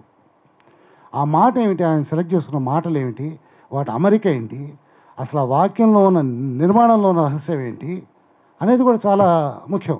నేను టా భాష గురించి రాశాను. ఆయన రాసే టాలు, వచ్చేట పోయాట అనే దాంట్లో ఎంత వెటకారం చూపిస్తున్నాడు, ఎంత హాస్యం చూపిస్తున్నాడు, కొన్ని చోట్ల ఎంత హాస్యాన్ని సృష్టిస్తాడు. అతన్ని చాలా ఘోరంగా గాఢంగా ప్రేమించిందిట. అతను లేకపోతే చచ్చిపోతాను అనుకుందిట. వాడు అదే అనుకున్నట్ట అని ముగించడంలో ఒక హాస్యం. అంటే మొదటిదేమో సిన్సియర్గా చెప్తున్నట్టు, రెండో వాక్యమేమో వెటకారం. వాడు అదే చేశాట. వాడు కూడా ప్రేమించాడని చెప్పచ్చు కదా, చెప్పడు. వాడు అదే చేశాట. సో ఇలా మరి ఈ విరుపు ఎక్కడి నుంచి వచ్చింది, ఈ నిర్మాణం ఏంటి, ఆ నిర్మాణ రహస్యం ఏంటి? మేబీ అలంకార శాస్త్రాలు చెప్తాయో నాకు తెలియదు, వాటి గురించి అంత నాకు తెలియదు, నేను చదువుకోలేదు కాబట్టి. బట్ అలాంటి పరిశోధన ఏదో జరిగిందో లేదో కూడా నాకు తెలియదండి మేడం నిజంగా. బట్ అది అలాంటిది ఏదో కనిపెట్టాల్సిన, ఆ రహస్యాన్ని ఛేదించాల్సిన అవసరం అయితే ఏదో ఉంది. అదొకటి నాకు చాలా ఆసక్తికరంగా అనిపించే విషయం. ఆవిడ చందనపు బొమ్మలా ఉంది, రంగురంగుల పువ్వులు చూసిన లతలా ఉంది. ఎంత అద్భుతమైన చిన్న ఇమేజ్, చిన్న చిన్న మాటలు. చందనపు బొమ్మ, రంగురంగుల పూలు, లత. సో అలాంటి ఇమేజ్ని ఎలా క్రియేట్ చేస్తారో నాకైతే అర్థం కాదు. ఇంకొక ఉదాహరణ చెప్తాను, ఎక్కువ చెప్పను. రత్తాలు రాంబాబు నవల్లో రాంబాబుకి యాక్సిడెంట్ అయితే రత్తాలు తీసుకొచ్చి హాస్పిటల్లో జాయిన్ చేస్తుంది. చేశాక ఏదో కొంచెం క్రిటికల్గా ఉందని డాక్టర్ చెప్తాడు. రత్తాలకి ఏదో తెలియకుండానే అతని అయితే కొంత ప్రేమ ఉంటుంది కాబట్టి ఆ విషయాన్ని తట్టుకోలేకపోతుంది. సో డాక్టర్ని ప్రాధేయపడుతుంది అతను ఎట్లా రక్షించాలని చెప్పేసి. అక్కడ రత్తాలు చెప్పారు, అంటే నాకు ఈ ఉత్తరాంధ్రలో చూడడం చేత కాబట్టి నేను మామూలు భాషలో చెప్తాను. డాక్టర్తో మాట్లాడటం రత్తాలు, నేను చాలా పాపిష్టి దాన్ని, నేను మా అమ్మ కడుపులో పడుతుంటే మా నాన్నని పోగొట్టుకున్నాను, నేను పుట్టగానే మా అమ్మ కూడా చచ్చిపోయింది, నన్ను పెంచి పెద్ద చేసిన మా పెద్దమ్మకి ద్రోహం చేసి నేను పారిపోయి వచ్చేసాను. భగవంతుడు పిలిచి, ఒకసారి రత్తాలు ఇది పాపిష్టి జన్మే, నువ్వు చాలా ఘోరమైన పాపాలు చేసావే, నీకు నిష్కృతి లేదే, ఇదిగో నీకు ఈ రాంబాబుని ఇస్తున్నాను, వీడిని రక్షించుకొని నీ పాపాలన్నింటినీ తుడిచేసుకో అని చెప్పాడు. కాబట్టి బాబు అందుకని మనం రక్షించాలి. నేను నా నెత్తుల్లో ఒత్తులేసి మీ ఇంటి దీపాలు వెలిగిస్తాను, ఆ బాబు ప్రాణాలు కాపాడు, ఆ బాబు ప్రాణాలు నా ప్రాణాలు అనుకుని నన్ను కాపాడు. ఇంతవరకు బాగుంది హోరు. నెక్స్ట్ లైన్, ఆ బాబు ప్రాణాలు నీవనుకొని నిన్ను నువ్వు కాపాడుకో. ఇది అలాంటి ఆలోచన అసలు ఎలా వస్తుందో నాకైతే అర్థం కాలేదు. నా ప్రాణాలకు నన్ను కాపాడు బాగానే ఉంది, నీ ప్రాణాలకు నిన్ను కాపాడుకో అనేది ఆ పాత్ర చైతన్యం, ఆ పాత్ర భాష, ఆ పాత్ర ఉద్వేగం ఈయన ఫీల్ కాకపోతే అది రాదండి, ఆ మాట రాదు. అంతవరకు రావచ్చు, ఆ చివరి మాట మాత్రం రాదు ఖచ్చితంగా. సో పాత్రలతో అంతగా మరి మమేకం అయిపోయి వాళ్ళ జీవితాలను ఎంత చూశారో నాకైతే తెలియదు. నా రావిశాస్త్రి గారి జీవితం ఒకే ఒకసారి చూశాను, అది కూడా ఏదో కన్యాశుల్కంలో ఘట్టం ఏదో వేస్తుంటాను, మున్సిపల్ పాత్ర చారాగాన్సప్పుడు ఒకసారి చూశాను అంతే. ఐ థింక్ దుర్గాప్రసాద్ కూడా ఉన్నాడు అనుకుంటాను నాతో ఆ రోజు, ఇద్దరం చూసాం. సో ఇటువంటి అభివ్యక్తి, ఆ నిర్మాణ రహస్యాలు నాకు ఇప్పటికీ ఆశ్చర్యంగా అనిపిస్తుంటాయి. చదవగా అసలు ఎన్ని వాక్యాలు వదిలేసామో నాకు అర్థమైంది. అందువల్ల రెండోసారి చదువుతున్నాం. నాకు చాలామంది చెప్పారు, మీరు రాస్తున్నవన్నీ నేను ఎక్కడో చదివినా కానీ ఎప్పుడు గుర్తించలేదు వాటిని అని. నిజమే, నేనే ఫస్ట్ టైం నేనే గుర్తించి ఉండకపోవచ్చు. నాకు రెండోసారి మూడోసారి అవన్నీ ఆ లోతు తెలిసిందే. ఒక్కొక్క మాట వాటంలో ఆయన ఇన్ఫ్లెక్షన్ ఎట్లా ఉంటుంది, ఆ మాట అనేది, అది కూడా ఇవన్నీ అర్థమవుతూ వచ్చాయి అనమాట. అప్పుడు నా గురించి నేను సేకరించుకున్నాను, ఇది మిగతా వాళ్ళకు కూడా పనికి వస్తాయని ఈ రూపం తీసుకొచ్చాను. ఈ పుస్తకం వెనకాల ఉద్దేశం అది. అండ్ ఇది రావి శాస్త్రి గారికి చాలా గౌరవంగా ఉండాలని, ఈ పుస్తకం పాఠకులకి భారం కాకూడదని కొంత నష్టాన్ని నేనే భరించి ప్రైస్ తగ్గించి పెట్టాను. అప్పటికి కూడా కొంచెం ఎక్కువ అయ్యుండొచ్చు కొంతమందికి, బట్ అంతకుమించి నేను నష్టం భరించడానికి కూడా ఒక హద్దు ఉంది కాబట్టి అంతకుమించి నేనేం చేయలేను. సో ఇంకొక విషయం చెప్తాను ముగింపుగా. మార్గరెట్ అట్వుడ్ ఒక మంచి స్టోరీ రాసింది, హ్యాపీ ఎండింగ్స్ అని. దాంట్లో ఏంటంటే ఏదో ఇద్దరు ప్రేమించుకుంటారు, ఆ తర్వాత ఏదో పెళ్లి చేసుకుంటారు, తర్వాత పిల్లలు పుడతారు, ఏదో ఇట్లా సాగుతూ ఉంటుంది వాళ్ళ జీవితం, ప్రేమ జీవితం అంతా సాగుతూ ఉంటుంది.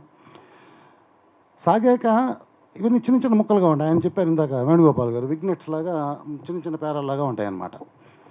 బాగానే ఉంది. దాదాపు స్టోరీ చివరిదాకా వచ్చాక అట్వుడ్ రాసే ఇదనమాట, so much for the what. స్టోరీలో ఇప్పటివరకు వాట్ అని చెప్పుకుంటూ వస్తున్నాం. So much for the what which if you look at it closely is the easiest part. ఇప్పటిదాకా ఏమిటి కథ ఏమిటి అని చెప్పుకుంటూ వస్తున్నాం. మీరు జాగ్రత్తగా గమనిస్తే కనుక కథ చెప్పడంలో ఇది చాలా సింపుల్ విషయం, చాలా ఈజీ విషయం. వాళ్ళు వచ్చాడు, కూర్చున్నాడు, లేచాడు, మాట జరిగింది, డిటెక్టివ్ వచ్చాడు, ఇవన్నీ ఈజీ చెప్పటం. కానీ now try how and why. కథల్లో మనం చేయాల్సింది, రచనలో చేయాల్సింది ప్లాట్ బేస్డ్ వాట్స్ కాదు, దీని తర్వాత ఇది కాదు, దాని వెనకాల ఉన్న కారణాలు ఏంటి, అది అలా ఎందుకు జరుగుతుంది, వీళ్ళు ఎందుకు మోసపోతున్నారు, వాళ్ళు మాత్రం ఎందుకు మోసం చేయగలుగుతున్నారు అనే విషయాల్ని డిస్కస్ చేయడం చాలా ఇంపార్టెంట్. రావి శాస్త్రి గొప్పతనం ఏంటంటే ఆయన రెండు చేయగలడు. 3 కథల బంగారం మీరు చదివినట్టయితే కనుక ప్లాట్ విషయంలో చాలా అద్భుతమైన ప్రయోగం అది. 3 కథలుగా చెప్పి 3 కథలు లింక్ చేయటం, యూనిఫై చేయడం అనేది చాలా గొప్ప టెక్నిక్. బట్ అందులోనే మళ్ళీ సామాజిక కారణాలు, విశ్లేషణలు, వ్యక్తులు, వాళ్ళ వ్యక్తిత్వాలు ఇవన్నీ చెప్పుకుంటూనే వస్తున్నారు. సో ఆయన వాట్ చెప్పాడు, వై చెప్పాడు, హౌ చెప్పాడు. వాట్ మాత్రమే చెప్పి ఊరుకుంటే అది పాపులర్ ఫిక్షన్, మనకు తెలుసు popular fiction. How and why మాత్రమే చెప్పుకుంటూ వస్తే నాన్ ఫిక్షన్ అవుతుంది. ఈ 3 ప్రశ్నల్ని కలిపితేనే అది లిటరీ ఫిక్షన్ అవుతుంది. ఆ పని రావిశాస్త్రి గారు చాలా సమర్థవంతంగా చేయగలిగారు అని నా ఉద్దేశం. విశ్వనాథ శాస్త్రి గురించి మనం ఇంత మాట్లాడుకున్నా కానీ ఆయన గురించి చాలా విమర్శలు ఉన్నాయి. ఆయన చాలా అధిక ప్రసంగం అని, చాలా ఎక్కువగా రాస్తాడని, పాత్ర చైతన్య స్థాయిని కూడా మీరిపోయి, రారా అయితే ఆయనలో 3 రకాల లౌల్యాలు ఉన్నాయని కూడా చెప్పారు రాజు మహేష్ వాళ్ళ గురించి. బట్ వాటన్నిటినీ మనం ప్రాపర్ పర్స్పెక్టివ్లో చెప్పి చూస్తే రావి శాస్త్రి గారిని రచనని సమర్థించడం అంత కష్టమేం కాదు. ఎందుకంటే ఆయన ఒక పరిధి మీరి ఆయన ఏం చేయలేదు. కథకుడు ఎక్కువగా మాట్లాడచ్చు, బట్ ఆయన ఎంప్లాయ్ చేసుకున్న కథకుడు అట్లాంటి వాడు. ప్రతి రచయిత కూడా ఒక కథకుడిని పెట్టుకుని ఆ కథకుడి చేత కథ చెప్పిస్తాడు. ఆ కథకుడు నిజంగా వాచాలత్వం ఉన్నవాడు అనుకోండి, కథ అలాగే ఉంటుంది. ఆయన చెప్పిన ప్రకారం ఉత్తరాంధ్రలో మా వాళ్ళు చాలా తెలివిగా మాట్లాడతారు అని ఆయనే చెప్పాడు ఒక చోట. అట్లానే బాధపడ్డ వాళ్ళు, వేదనలో ఉన్న వాళ్ళు మాత్రం ఆవేదనలోంచి బలమైన భాష పుట్టుకొస్తుందన్నారు.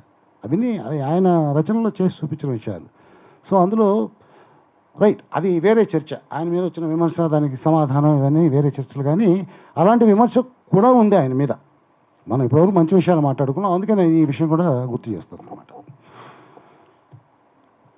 సో ఫైనల్గా పుస్తకంలో కృతజ్ఞతలు చాలామందికి చెప్పాను, కానీ ఇంకా చెప్పాల్సిన వాళ్ళు మిగిలిపోయారు. ఎందుకంటే అప్పటికి పుస్తకం మేకింగ్ తర్వాత వచ్చిన వాళ్ళు వీళ్ళంతా. కళాజ్యోతి ప్రెస్ చాలా చక్కగా ప్రింట్ చేసి ఇచ్చారు వాళ్ళు పుస్తకాన్ని ఆర్ట్ పేపర్ మీద. సో వాళ్ళకి ప్రత్యేకంగా ధన్యవాదాలు చెప్పుకోవాలి. ప్రెస్ క్లబ్ వాళ్ళు మంచి మంచి వీటితోటి ఇచ్చారు, సదుపాయాలతోటి. వాళ్ళకు కూడా థ్యాంక్స్ చెప్పుకోవాలి. రాచకొండ ఉమాకుమార్ శాస్త్రి గారు, ఆయన ఇచ్చిన ప్రోత్సాహం మాత్రం మర్చిపోలేనండి. మొదటి నుంచి విన్న దగ్గర నుంచి ఆయన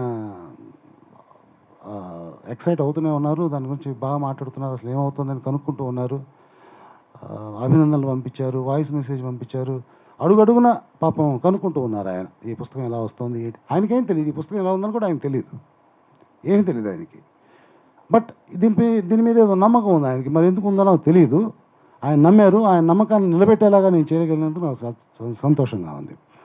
అలాగే నవోదయ ప్రెస్ వాళ్ళు అడగగానే ఆల్మోస్ట్ చిన్న హెసిటేషన్ తర్వాత, నవోదయ బుక్ హౌస్ వాళ్ళు చిన్న హెసిటేషన్ తర్వాత వెంటనే పర్మిట్ చేసేసి, వాళ్ళ సేల్స్కి భంగకరం అని కానీ అట్లాంటివి ఏవి అనుకోకుండా పర్మిట్ చేశారు. అండ్ వాళ్ళు కూడా చాలా హ్యాపీగా ఫీల్ అయ్యారు, ఈ పుస్తకం చూశారు, చాలా మంచి వర్క్ చేశారు అని. సో వీళ్ళిద్దరు కూడా నా ప్రత్యేకమైన కృతజ్ఞతలు. వర్షం ఉంటుందని మా అనిల్ అట్లూరి హెచ్చరించారు, అందువల్ల వర్షం పడలేదు. ఆయన హెచ్చరికను ఎక్కువగా పట్టించుకున్న వాళ్ళు ఇవాళ కొంతమంది సందేహించి వచ్చి ఉండకపోవచ్చు, ఇరుక్కుంటామేమో అనవసరంగా అని చెప్పేసి. బట్ స్టిల్ వచ్చిన వాళ్ళంతా రావిశాస్త్రి గారి వర్షం కథ ఉంది, ఆ వర్షంలో కూడా వాడు ఎట్లా వెళ్ళిపోతాడు, వాడికి ఆ మోటివేషన్ ఎట్లా వచ్చింది, అట్లాంటి మోటివేషన్ తోటి మీరంతా కూర్చోవాలి. ఇప్పటివరకు కూర్చున్నారు. ఇంకా మీ అందరికీ ప్రత్యేకమైన ధన్యవాదాలు. తర్వాత ఈ పుస్తకం కొనండి, లేదా చదవండి, చదివించండి. మీకు అర్థమైనంత మేరకు మీకంటే జూనియర్స్ ఇప్పుడిప్పుడే రాస్తున్న వాళ్ళు చాలా రచయితలు చాలామంది ఉన్నారు కాబట్టి వాళ్ళకి దయచేసి ఎక్స్ప్లెయిన్ చేయండి, ఈ వాక్యంలో ఉన్న సొబగేంటి, ఇది ఎలా రాశాడు, ఈ వాక్యంలో ఉన్న నిర్మాణంలో ఉన్న కొత్తదనం ఏంటి అనేది వీలైతే వాళ్ళకి విపులీకరించండి. ఒకటి రెండు సార్లు చదివాక మీకు అర్థమైపోతున్న వాక్యంలో కొత్తదనం ఏంటో. ఆ విషయం మీరు వాళ్ళకి చెప్పడం కష్టం కాదు, ప్లీజ్. ఎందుకంటే మొత్తం దేశ భవిష్యత్తు కాదు, సాహిత్యం భవిష్యత్తు కాదు, ఏదైనా కానీ యువత చేతుల్లోనే ఉంటుంది. దీన్ని కొనసాగించాల్సింది వాళ్ళే. వాళ్ళకి ఆ ప్రాపర్ ఇన్పుట్స్ వస్తున్నాయా లేదా అని చూసుకోవాల్సిన బాధ్యత మన మీద కూడా కొంత ఉంటుంది. దానికి కొంచెం ఓపిక మనం వహించి ఇట్లాంటి గైడెన్స్ ఇవ్వగలిగితే మాలాంటి సాహిత్యాభిమానం మీరు సాహిత్యాభిమానులే, మీరు కూడా సంతోషిస్తారు. సాహిత్యం కాస్త మంచి దిశలో సాగుతూ ఉంటుంది. ధన్యవాదాలు అందరికీ. Thank you very much.